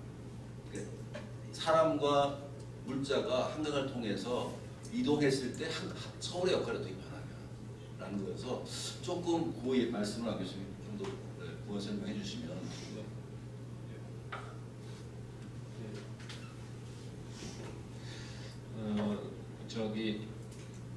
구자원 교수님 굉장히 그 좋은 말씀 많이 들었고요. 제가 미처 생각하지 못했던 부분들 저는 그게 아마 그 관심의 차이가 기본적으로 있을 것 같아요. 저는 기본적으로 이제 역사를 하는 사람이어서 저희 집사람이 이제 그런 얘기를 많이 해요. 당신 참 좋겠어. 다 지나간 거 가지고 이제 이게 올래 저기 올래 이게 얘기하니까 제 집사람은 당장 눈앞에서 결심을 해야 되는 일을 하거든요. 근데 그 순간순간 굉장히 중요한데 저는 지나가니까 여유 있게 쳐다봐도 되잖아요. 그래서 많이 놀립니다. 근데 사실 여러분이 이제 저는 오늘 그 장경철 박사님 발표가 굉장히 여러분들한테 본 공모전 주제를 이해하는데 굉장히 도움이 많이 될 거라고 생각이 들었어요. 예를 들어서 사실은 그 지금까지 서울시의 도시 계획은 기본적으로 그 분단에 대한 인식이 없었고요. 그다음에 앞으로 그 평화 협력 시대가 되면 한강이 어떻게 변할 것인가에 대한 염두도 두지 않고 우리끼리 앞으로의 그림만 그렸던 그림이라고 생각이 들거든요. 근데 만약에 예를 들어 여러분들이 쉽게 이 프로젝트를 접근한다고 하면은 아주 낮은 단계일 수는 있지만 지금 장 박사님이 말씀하셨던 한강의 여러 권역별의 변화에 이게 분단 체제가 평화 체제로 바뀌었을 경우라는 변수가 개입되면은 각각의 권역은 어떠한 변화를 상상할 수가 있을까?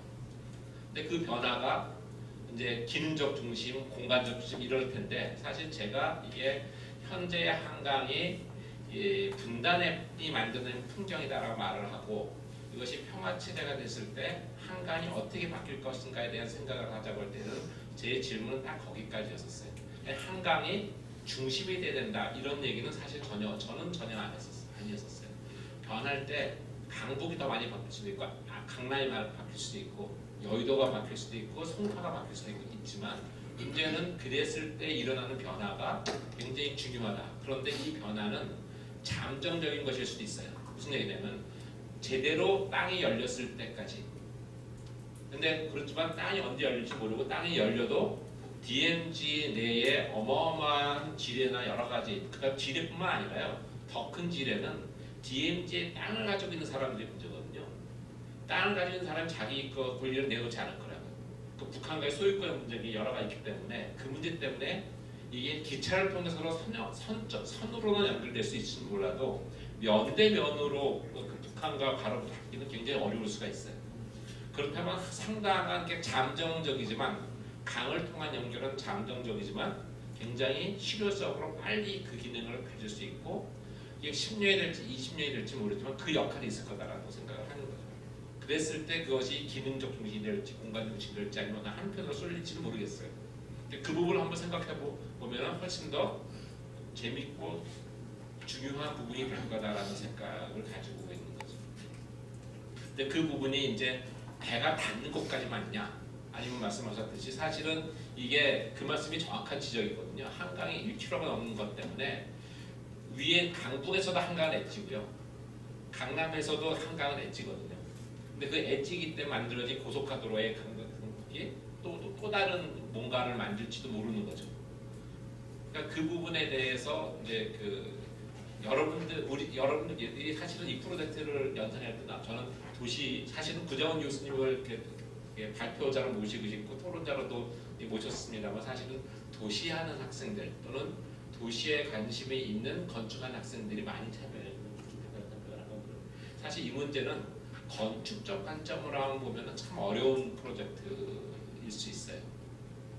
근데 사실은 제가 이제 역사를 공부하면서 특히 근현대사를 공부하면서 느끼는 게 뭐냐면은 근대라는 시대는 사실 도시를 무대로 펼쳐진 세상이거든요. 근데 우리나라에서의 건축가들은 도시 문제를 고민하면서 성장하지 않고 건축 중심으로 성장하는 건축가들이 대부분이에요. 그러다 보니까 유럽에서 공부한 사람들이 유럽에서 성장한 건축가들이 갖고 있는 도시 문제에 대한 해법이나 공공성이 교육되지 않고 학습되지 않은 부분이 다분히 있어요. 그래서 우리가 생각하는 건축가들의 공공성, 제가 이런 얘기하면 적절할지 모르겠습니다만 제가 이제 구정원 교수님하고 서울시 도시계획위원회에서 활동하면서 굉장히 많은 것을 깨우친 것 중에 하나가 미안한 얘기지만 우리나라 건축가들은 기승전 자기 작업이에요. 공공성 얘기 굉장히 많이 하지만 근데 이 도시 하시는 분들은 확실하게 나눠져요. 개발주의자하고 개발주의자 아닐 경우에는 초기에 심의할 때 태도로 보면 초기의 공공성이 끝까지 가요. 근데 건축가는 초기의 공공성을 굉장히 근사하고 잘 가져가다가 어느 순간 자기 앞에서 그냥 무너지는 것 같다는 인상을 가질 때가 많아요. 근데 이건 우리가 옳고 그름의 문제가 아니라 우리가 유럽과는 다른 도시적 상황 속에서 다른 근대적 경험을 했기 때문에 그렇거든요. 근데 어쨌든 지금 다시 분단이 만들어놓은 풍경이 원래대로 되돌아가야 된다는 얘기를 하는 건 아니고요. 근데 이전에 생각해보지 못했던 그렇지만 중요한 변수가 들어갈 때 우리의 도시는 우리의 건축은 어떻게 바뀔까? 이 부분을 본인의 관심이 끌리는 곳을 가지고 고민해봤으면 하는 생각이 있습니다. 제가 조금만 아까 이야기 속에 너무 급행속도가 강조된 것 같아가지고 조금 방향을 선회하면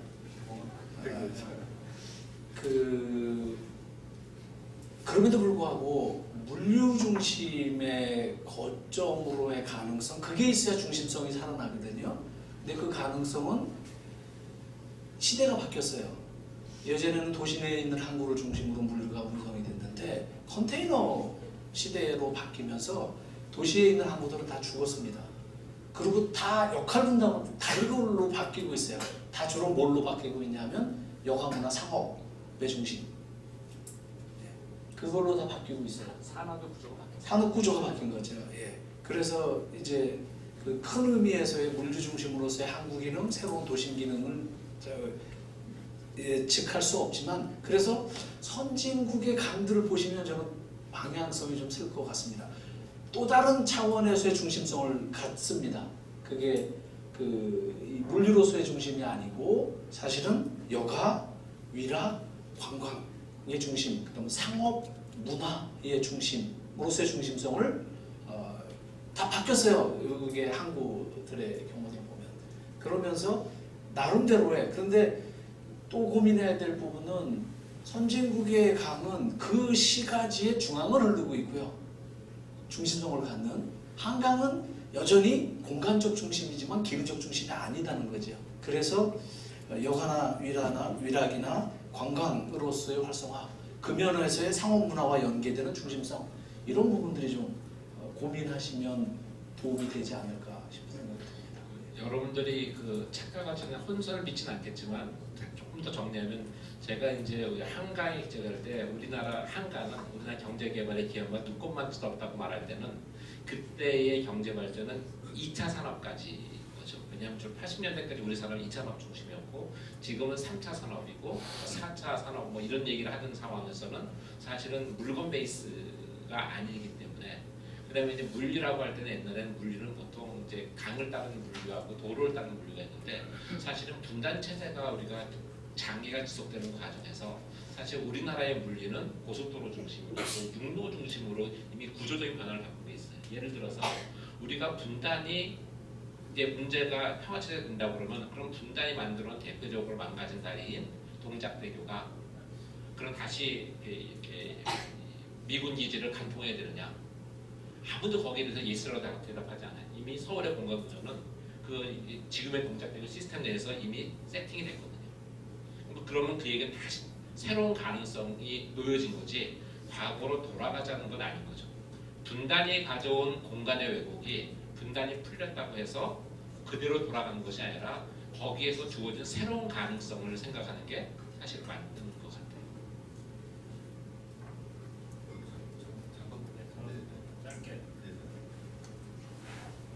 같아요. 짧게 좀 얘기해 보겠습니다. 전 말씀하시는 거 들으면서 이제 학생들 입장에서는 참 어렵겠다.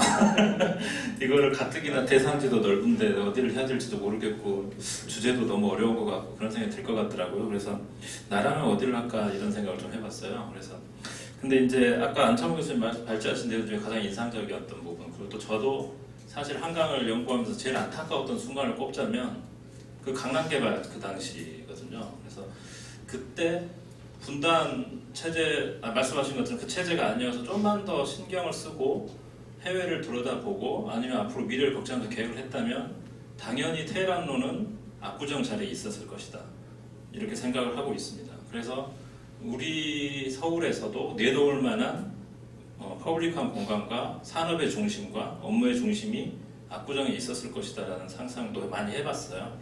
근데 또 동감하는 부분은 그때 다행스럽게도 여의도는 개발에서 제외가 됐었어요. 예외가 돼서 70년대에 들어서 됐고, 그러다 보니까 강변북 올림픽대로의 피해도 안 입은 거의 유일한 지역에서 제 외지에서 바로 제내로 접근할 수 있는 유일한 지역이고요. 업무와 산업과 비즈니스의 중심으로 여태까지 유지돼 온 50년이 유지되어 온 지역, 그리고 아까 구정환 교수님 말씀하신 5D 중에서 절대적인 급행철도들이 다 여의도에 꽂혀요. GTX 신안산선, 뭐 KTX 그렇게 봤을 때 가능성은 충분히 있겠다 이런 생각이 좀 들었고요. 마찬가지로 바로 건너편에 용산. 그 다음에 이제 조금 작게 스케일을 좁혀보면은 저는 이제 가면서 가장 인상 깊었던 장소가 사실 발로 다 들어갔는데 노들섬에 들어가 보면 끝단에서 이렇게 한강을 바라볼 수 있어요. 종단을 볼 수 있어요. 한강. 우리 매일 한강을 이렇게 옆으로 보잖아요. 근데 한강을 이렇게 볼 수 있는 장소가 있어요. 그래서 노들섬 끝단에 뭔가 좀 장치물이든지 건축물이 좀 있었으면 좋겠다. 좀 더 나아가서 상상을 해보면 그런 섬을 한강에 몇 개 띄우는 것도 좋지 않을까 이런 생각도 좀 몇 번 해봤고요. 더 진짜 더 상상의 나라를 펼쳐본다면 뭐 그런 섬들이 서로 이렇게 연결될 수도 있겠고 어디선가 뭐 이건 찬반이 있을 수 있겠죠. 뭐 케이블카든 뭐 뭘 타고 내려갈 수도 있고 뭐 이런 것들도 좀 생각을 해봤던 그래서 그런 아이디어들이 좀 이렇게 나올 수도 있지 않을까 이런 생각들 좀 해봤습니다. 그래서 그런 것들로 좀 이렇게 실제로 조금 구체화해 보면 좀 뭐 물론 거기에 변수는 아까 이제 평화 체제라는 변수가 있겠죠. 그 하에서 고민해 보시면 좀 재밌는 것들이 나올 수 있지 않을까 생각이 들었습니다. 네, 완전히 공부하는 분위기여서 저도 지금 막 깨우치고 있습니다 지금. 여러분도 이렇게 궁금하신 점이 좀 있으실 것 같아요. 그래서 여러분 궁금하신 점, 실질적으로 아주 실질적인 질문도 괜찮고 아주 엉뚱한 질문도 괜찮습니다. 네. 모든 질문에 열려 있으니까 질문 손 들고 자기 생각을 하고 질문하시면 될 것 같습니다. 질문하신 분을 지정하셔서 제가 마음속으로 3까지 세고 질문이 없으면 바로 그냥 아무나 시키는 제가 약간 독재자 스타일이어서 마음속으로 세고 있습니다. 네.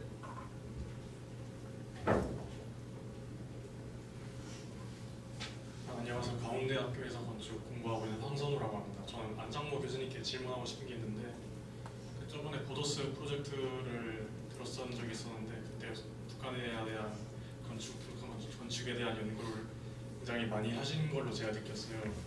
그래서 제가 질문드리고 싶은 거는 이제 한강 이제 처음 착륙 부근에 그 북한하고 연결되어지는 지점이 있잖아요. 그 지점에서 북한 주민들은 그 공간을 어떻게 사용하고 있는지 아니면 그것들을 어떻게 활용할 계획을 수립하고 있는지 그런 것에 관해서 궁금했습니다. 그거는 제가 답을 할 수 없는 부분인 것 같아요. 그러니까 제가 이제 제한된 그 정보를 가지고 물론 이제 역사를 공부하는 입장에서 제가 북한 공부하는 것의 처음 시작은 해방 전에는 북한에서는 건축가를 양성하는 교육기관이 없었어요. 다시 말하면 서울에서 교육받은 사람들 중에 약 3분의 1 정도가 월북을 하거든요. 그 월북한 사람들이 북한에서 무슨 활동을 할까? 근데 그 사람들이 전부 여러분처럼 젊은 나이에 올라간다고요. 뭘 알았을까? 그런데 그 사람들이 동유럽 가서 공부하고 돌아와서 하는 것들이 우리하고 어때다 이런 것에서 시작을 했는데 정보의 제한 때문에 이제 주로 정보가 제한될 때는 생활 속에서 얻을 수 있는 정보는 없고 거대 담론이나 뭘 떨어져서 봐야 되기 때문에 큰 거밖에 안 보여요. 그러니까 지금 말씀하신 거를 대답을 하려면 가까이서 보고 오래 보고 해야 되는데 그럴 수 있는 정보가 저희도 없고 그러다 보니까 그 북한에 대한 공부가 아무래도 만만하게 2014년 그 베니스 말씀하셨을 때처럼 서울 편향은 충분히 괜찮아요. 서울은 편향은 이제 자료도 많고 가서 좀 들여다볼 수 있고 그다음에 조금 더 작은 도시들은 개성 정도까지는 가능하지만 말씀하신 것까지 말씀드리기는 굉장히 어려워서 제가 답을 하기는 조금 어려운 것 같아요.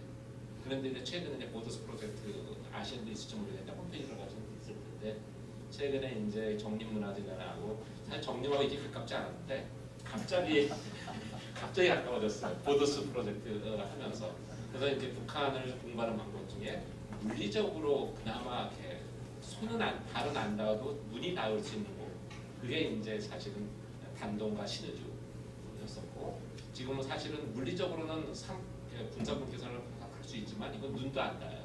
이 4km를 깨뚫고 볼 수 없기 때문에 근데 압록강은 가능해요. 그러면서 이제 좀 더 던져 들어가자라고 했던 거라서 일단 지금은 아직 좀 더 공부를 해야지 가능합니다.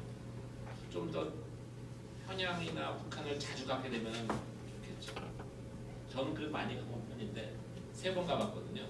평양 한번 가보고 개성 한번 가보고 금강산 신계산 한번 가보고. 근데 그거 가지고 어림도 없어요 아직. 비자. 네. 그렇죠. 네. 또 질문이 제가 네. 질문해도 네네네. 여기 지금 참여하신 분들한테도 도움이 될 거고 저도 지금 뭐 배우려고 한 일이니까 여기 계신 분한테 궁금한 게 있는데 한강을 어쨌든 뭐 어떤 선진국에서 이렇게 이제 어떤 패턴이 보이고 뭐 3차 산업, 4차 산업 그 사실 어떻게 보면 제일 오비어스한 뭐 바라보는 것 같은데 지금 환경으로서 바라보는 거에 대한 좀 논쟁거리들이 있잖아요. 그 구체적으로 말씀드리면 지금 신곡보랑 잠실보 지금 한강을 호수라고 부르게 되는 오늘 김수근 선생이 거기에 아더십을 가지고 있는지 몰랐는데 그것까지도 거기에 대해서 지금 그 정권이 바뀌면서 뭐 이제 다시 이거를 그 자연 호환 아까 우리 장 선생님 말씀하신 거 사실은 어떻게 보면 굉장히 소극적이고 밤섬이 자라나는 것도 사실은 그게 인공 환경 안에서 그냥 거기 테라리움 같은 게 이렇게 생겨나고 있는 거잖아요 지금. 그러니까 지금 많은 부분이 지금 앞으로 뭐 물 문제라든지 이제 환경 쪽에 뭐 여러 가지 이제 같이 협조를 해야 되는 상황에서 어떤 태도를 가져야 될지 왜냐면 제가 직접적으로 관련되는 부분이 있기도 한데 거기에 대해서 좀 어떤 입장을 가지고 있는지 좀 듣고 싶어요. 입장. 아니 좀 도움이 될 것 같아요. 뭐 저도 커밍아웃 해야 될 것 같은 저도 베이스는 건축이라서요.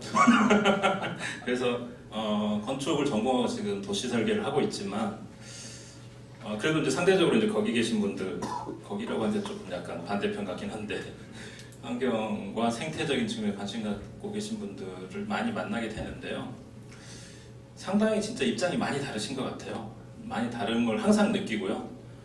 그렇기 때문에 한 발도 변화하지 않고 있고 뭐 그거에 대해서는 지금 있으신 학생들도 사실 개인적인 입장이 정리가 될 필요는 있는 것 같아요. 그래서 그걸 가지고 한번 제가 뭐 제 개인적 입장에서 표명하기는 조금 어려움이 있어서 제 생각은 저도 이제 같은 입장인데요. 환경기본계획 이런 거 보면 허무는 거, 그 사람들이 무조건 허무는 걸로 얘기하더라고요. 환경 쪽에서는. 근데 이제 저는 그거 쉽지 않겠다, 하는 거 쉽지 않겠다 생각해요. 왜냐하면 그동안에 우리가 그래도 그거를 통해서 향유한 경관이 있거든요. 물이라는 거를 통해서 그리고 거기가 일종의 산업도 움직여줬고, 그러니까 배를 타고 왔다 갔다 하고 이랬었기 때문에 그래서 이제 제가 생각하는 부분은 그렇다고 지금처럼 완전히 그 호수 같은 개념은 안 되고요. 그래서 부분적인 개선을 통해서 어로도 좀 확보해주고 통로도 확보해주고 약간의 저거 하면 되니까 그러니까 수문식으로 이용하면 되니까 유럽은 다 수문식으로 해서 배들이 다니거든요. 이제 그런 식의 차원으로 해서 지금의 상황을 어느 정도 수정 보완하는 거지 완전히 없애버리는 건 또 다른 환경 문제를 일으키는 겁니다. 그러니까 양자택일의 문제가 아니고 어떤 그런 타협성이 현실적으로는 당장 없애기는 어렵지 않을까라는 생각이 있고요. 왜 그러냐면 그에 대한 부영향이 전혀 검토도 안 돼 있고 경험해보지 못했던 영향이 있을 수가 있기 때문에 그렇고요.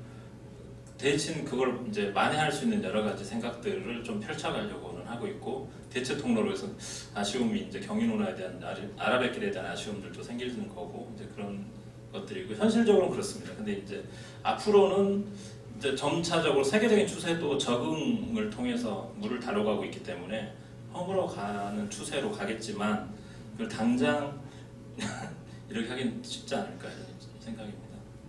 저도 교수님께서 이제 현실적인 그 가능성을 말씀해 주신 것 같고요. 근데 한 가지는 이런 것 있어요. 이렇게 이제 역사를 통해서 이렇게 한강도 공부를 하다 보면은 사실은 냉정하게 말해서요.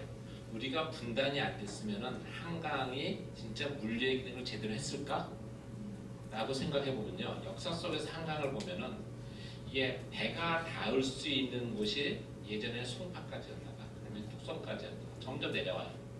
여기서 말하는 배라는 것은 삼남, 충청도, 전라도, 경상도 쪽에서 좋은 세수를 거둔 것들을 배로 실어서 이렇게 올려놓는 거거든요. 근데 그게 점점 내려오는 이유는 이게 한강이 이렇게 퇴적 때문에 계속 이렇게 수심이 낮아지는 거예요.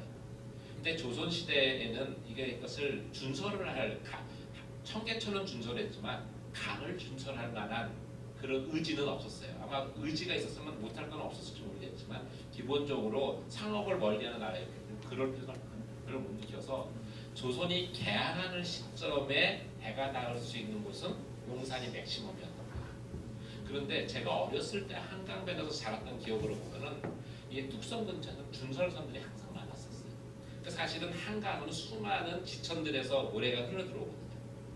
그러니까 사실 정상적으로 한강이 운영됐다고 치면은 준설은 기본적으로 해야 되는 거고요. 그러니까 신곡보를 언제 해체하거나 대안 어떻게 만들지 몰라도 사실은 그 한강으로 들어온 지천에서 흘러들어온 수많은 모래들을 갖다가 적절하게 준설하는 작업은 사실 모든 나라가 다 하는 겁니다. 사실은 안 할 수가 없어요. 시간이 지나면. 그러니까 그런 것들을 통해서 만들어가는 풍경이 또 있을 것 같고요. 그다음에 사실 한강만 신곡보가 있는 것이 아니라 대동강도요. 대동강 입구에는 간문이 있어요. 그 대동강변이 수변 접근성이 굉장히 좋은 이유는 멀찌감치서 크게 물길을 조정하는 간문이 있어서 수변 접근성이 있는 건데 우리는 그런 큰 마스터 플랜이 없이 했기 때문에 이제 문제들이 좀 구조가 조금 이렇게 다른 구조 속에서 나타나는 거거든요. 그래서 어쨌든 이제 이런 문제를 고민하면은 크게 그리는 그림과 당장 그려야 되는 풀어야 될 문제를 함께 고민해 볼 수 있겠죠. 네, 질문. 네, 시간이 얼마 없습니다. 그럼 제가 또 궁금한 게 있어서 재자산화하는 것은 가능성이 높은 한강변에 다시 시에서 다시 공공으로 자산한다. 네, 그런 방법들이 있습니다. 그래서 실질적으로 현재 시에서 확보하고 있는 땅들도 있고요. 뭐 예를 들어 정수장이라든지 아니면 주차장이라든지 뭐 이렇게 해서 확보된 땅들만 해도 되게 많고요. 그래서 오히려 그런 땅들도 중요한 사이트가 될 수도 있을 것 같습니다. 그래서 그 다음에 그 외에도 아파트로 이루어지는 곳들은 대부분 앞으로 지금 재건축을 앞두고 있는데 재건축을 통해서 기부 체납을 이렇게 토지로 좀 받는 방식을 지속적으로 제한을 하고 있습니다. 그래서 건물이나 뭐 쓸데없는 도로로 받지 말고 토지로 좀 받아서 축적해 놓자. 그래서 그러면 우리 후배들이 거기다 좋은 걸 설계해서 이용할 수 있지 않겠느냐 이런 생각을 좀 하고 있고요. 그 외에도 그러니까 단순하게 매입하는 것에는 한계가 있기 때문에 그렇게만 해서 할 수 있는 것도 뽑아보는 게 한 140만 해배 정도 됩니다. 사실 한강변에 보면은 그 유수지라고 하는 빗물 포장이 굉장히 많거든요. 근데 최근에 그 조 대표님도 현상소에 당선되죠. 그거는 한강변은 아니었죠. 연이 근데 오늘 한강에서 한 1-2km 되는 거죠. 그게 왜 그러냐면은 한강변에도 있지만 한강으로 흐르는 지천에도 이게 제방이 쌓이거든요. 근데 거기에 빗물 펌프장이 있는 그 구조가 좀 다른 규모하고 구조가 다른 거지. 기본적으로 우리나라는 1년 중에 여름 한철에 비가 왕창 쏟아지기 때문에 아까 그 말씀하셨잖아요. 사실은 우리가 빗물을 쉽게 다룰 수 없는 상황인데 가장 최악의 상태를 전제로 만들어진 환경 그것이 강제한 도시 강변의 풍경이 있는 거죠. 근데 그 부분을 우리가 어떻게 할 것이냐의 과제가 있고 조 대표님이 현상소에 당선된 것은 지천의 문제에 대한 답이었는데 한강변의 답은 또 다른 과제일 수 있는 거죠. 이 플럭추에이션이 크다는 거 말씀하셨잖아요. 저도 이번에 알았는데 그 빗물 펌프장이 1년에 평균 6시간 쓴대요. 그런 거예요. 근데 안 만들 수도 없었는데 지금까지는 아예 비워놓고 있다가 그 다음에 한 10년 전까지만 하더라도 이렇게 축구장 정도 쓰다가 이제는 또 다른 제3의 방법들을 적극적으로 하는 지금 서울시에서 참고로 여러분들이 보시면 좋을 것 같은데 그 잠실국제복합교류지구를 하면서 삼성교부터 잠실 있는 그때까지 그러니까 한강하고 양재천하고 만나는 그 부분에 국제 현상이 나가 있어요. 한강변 당선자 나왔어요. 네, 네. 했나요? 네. 뽑았나요? 네. 어디가 됐죠? 정림하고 엑소가 정립하셨어요. 정립이 하셨군요. 영동대교도 정림하고 정림이 부른 거죠. 예. 정님이 여기 후원 많이 하시겠네요. 그렇죠. 축하드립니다. 제가 운영위원이거든요. 1단계 뽑을 때까지는 제가 뽑았고 최종 심사는 다른 분들이 들어왔어요. 그러네. 뭐좀 자료 주시면 도움이 돼요. 네, 그런 걸 사실은 이게 학생 건축상이기 때문에요. 저는 조금 더 여러분들이 더 나가야 되고 조 소장님 스타일은 아시죠? 이렇게 평범한 거 여러분 내시면 아마 그렇죠? 네. 그러니까 저는 제 하나 죄송해요. 저는 굉장히 폭넓은 스펙트럼의 어떤 것들이 기대가 돼요. 아주 현실적인 이해와 지식과 이런 것에 기반해가지고 좀 더 굉장히 낙관적으로 바라보는 그런 적일 수도 있고, 저는 사실은 여러분들한테 뭐 환경 얘기를 제가 굳이 꺼낸 거는 제가 직접 그런 걸 부딪히면서 일을 하면서 되기도 하지만은 그레타 같은 역할을 해주길 바라는 부분도 있어요. 뭐 그런 정도로 해놓을게요. 왜냐면 특히 여기 지금 북한하고 한강 얘기까지를 한다고 그러면은 저는 지금 이 판 자체에서는 여러분들의 역할이라면은 어떤 가장 이상적일 수 있는 거 이런 부분들을 제가 기대하고 싶은. 왜냐면 우리들은 저도 그렇지만은 너무 얽혀 있어 갖고 일들이 뭐 그런 거잖아요. 15살짜리도 하는데.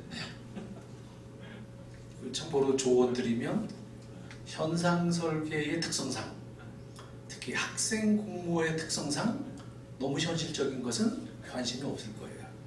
근데 배우는 것도 좀 목적이라고 하는데 스펙트럼 크다고 했어요.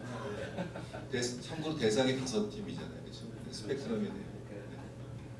또 질문 있으시면 한 2분 더 질문 받으려고 하는데요. 한 번도 안 쉬어서 오늘 심심하니까 제가 하나 선별시키겠습니다.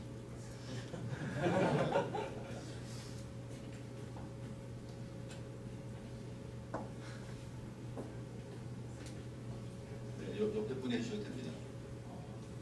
네. 안녕하십니까. 저는 강북대학교 건축전문대학원 이종욱이라고 하고요. 저희가 처음 이 주제를 받아봤을 때 한강변 하구에 대해서 이제 얘기를 많이 하시는 것 같아서 그쪽에 이제 초점을 잡고 있었었는데, 오늘 그 강의를 들어보니까 한강 전체적인 어떤 개발 계획을 얘기를 해주셔서 사이트를 잡기가 조금 갑자기 범위가 너무 넓어져서 좀 당혹스럽더라고요. 그래서 그런 어떤 사이트 선정에 있어서 저희가 어느 쪽에 집중해야 될지 아까 잠시 얘기를 해주셨긴 하지만 그런 어떤 사이트 선정에 있어서는 큰 제약은 없는 건지. 제가 그러니까 아주 구체적인 경험과 뭐 좀 와닿는 얘기도 얘기를 했지만요. 이것도 다른 스펙트럼부터 얘기를 할게요. 그러니까 제 데니스 저기 할 때 그 당시에 제일 많이 북한의 건축에 대해서 평야에 대해서 글을 많이 쓰고 활발했던 분이 임동우 선생님이에요. 그때 당시 보스턴에 있었고 돌아왔는데 어디서 그런 자료를 물어보니까 다 구글에서 찾았어요. 그거예요. 그러니까 그러고는 저도 그 이후에 이제 뭐 DMZ 가지고 뭐 제2땅굴 가지고 뭔가 해볼 생각이 있었는데 못 가보는 장소지만 어떤 그거는 충분히 이해를 하니까 충분히 지금 컴퓨터 들어가면 찾을 수 있는 거리들이 있어요. 그러니까 일단 구글 지역만 해도 그렇고 생각보다 굉장히 아주 유용합니다. 그래서 저는 꼭 가볼 수 있는 것도 있지만은 지금 제 경험을 비춰보니까 그쪽 지금 하구 쪽 그런 쪽도 제한된 저기에서 열심히 뭔가를 좀 지식을 이렇게 좀 끌어내가지고 그걸 베이스로 어떤 주장을 할 수 있다거나 어떤 가정을 가지고 뭔가를 공상을 해본다거나 이런 것들도 충분히 좋을 것 같아요. 저기 좀 더 저기 말씀드리면은 아까 이제 스펙트럼 얘기 나왔는데 대상이 5개라고 했잖아요. 예를 들어서 그 중에서 굉장히 현실적인 것부터 굉장히 비현실적이지만 큰 비전을 가진 거, 그러니까 적절하게 들어오는 안을 보고 그런 것을 고민을 할 수도 있을 것 같아요. 장소를 갖다가 할 때 나는 그래도 오브제를 다루는 게 좋아라고 하면 오브제 중심으로 생각할 수도 있을 것 같고요. 또는 이렇게 나는 건축이지만 도시적 차원에 관심 있어 라면 그렇게 할 수도 있을 것 같아요. 그러니까 예를 들어서 뭐가 있을까요? 특정 다리를 주장할 수도 있고 난지도 같은 걸 삼을 수도 있을지도 모르고 지금은 이렇게 한강 하구가 열리면 제일 벙찌는 장소가 어딜까요? 어쩌면 경인문화일 수도 있어요. 그러면 경인문화 사실은 이 냉전이 이어진다는 전제에서 만들어진 거잖아요. 그렇죠? 근데 이게 냉전이 항상 풀려버리면 누가 거기에 경인문화를 이용합니까? 그 재미없는 곳에. 그러면 그 부분은 그럼 어떻게 변신해야 될지를 갖다가 꿈을 꿀 수도 있겠죠. 근데 그때의 터미널을 가지고 계획할 수도 있을지 모르겠고 전체를 가지고 할 수도 있겠고 뭐 그런 건 여러분들이 어떻게 고민하느냐의 문제일 것 같아요. 그래서 아마 심사하는 사람들은 거기서 이 친구가 너무 분야를 작게 잡아서 또는 너무 크게 잡아서 라는 선입견은 없이 아마 볼 거라고 생각해요. 심사위원들이 누군지는 모르겠지만 제가 짐작해보면 심사에 많이 참여해본 경험에 의해서 짐작해보면 여러분들이 아이디어를 낸 거를 처음에 다 그룹핑을 합니다. 그러니까 크게 보고 지역적으로 진짜 모르는 게 아니라 농담으로 이제 저 띄워주시네. 그런 크게 보고 접근한 부분 그런가 하면 오브제식으로 건축적으로 이렇게 작은 단지를 가지고 만든 분야 또 그 밖에서 새로운 아이디어를 낸 거 이렇게 되게 보면 그룹핑을 하고요. 그 그룹핑 내에서 잘한 애들을 좀 선정을 하고요. 마지막에 가서 이제 1등은 뭘 뽑을까 이렇게 합니다. 그러니까 어느 분야를 해도 중요한 건 뭐냐면 어느 분야를 하면 떨어지고 어느 분야를 붙고 이건 아니고요. 어느 분야를 해도 그 중에서 얼마나 참신하거나 또는 새로운 아이디어를 냈거나 이러면 될 거라고 생각합니다. 심사위원이 누군지는 모르겠지만 그럴 것 같습니다. 네. 네, 혹시 마지막 질문 없으시면 저희 이 자리에서 일정 공유 드리고 마무리할까 합니다. 지금 참가 신청은 2020년 정림건축학생상이니까 2020년 1월 13일까지고요. 주제 설명회가 한 번 더 있습니다. 2019년 11월 23일 토요일 5시, 오후 5시이고요.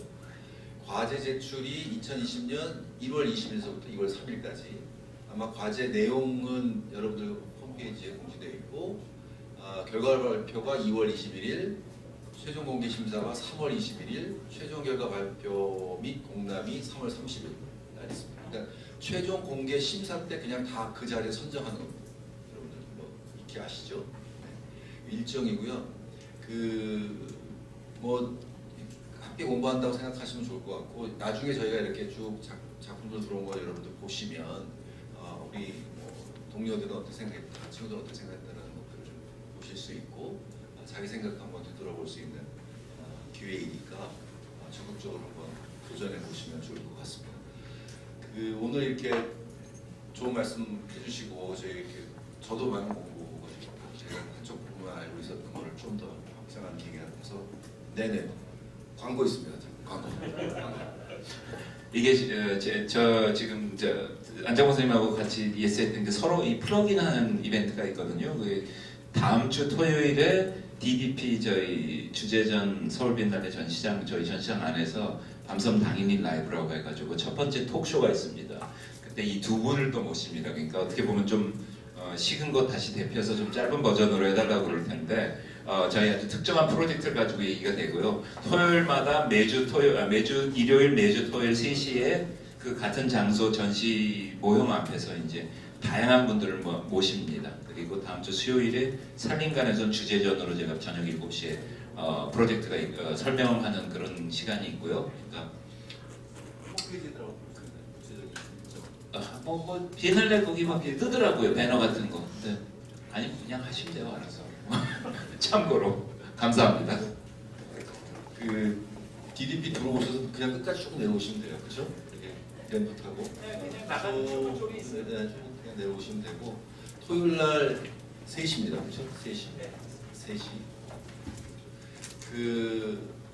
하여튼 파이팅 해주시고요. 좋은 안들을 볼 때의 어떤 흥분과 기쁨과 이런 것들이 있고 여러분들도 좋은 안을 냈을 때 성취가 있었는데 한번 좋은 안들을 내는 그런 계기가 됐으면 좋겠습니다. 오늘 이렇게 고생해주신 좋은 말씀해주신 네 분께 다시 한번 큰 박수 부탁드리겠습니다.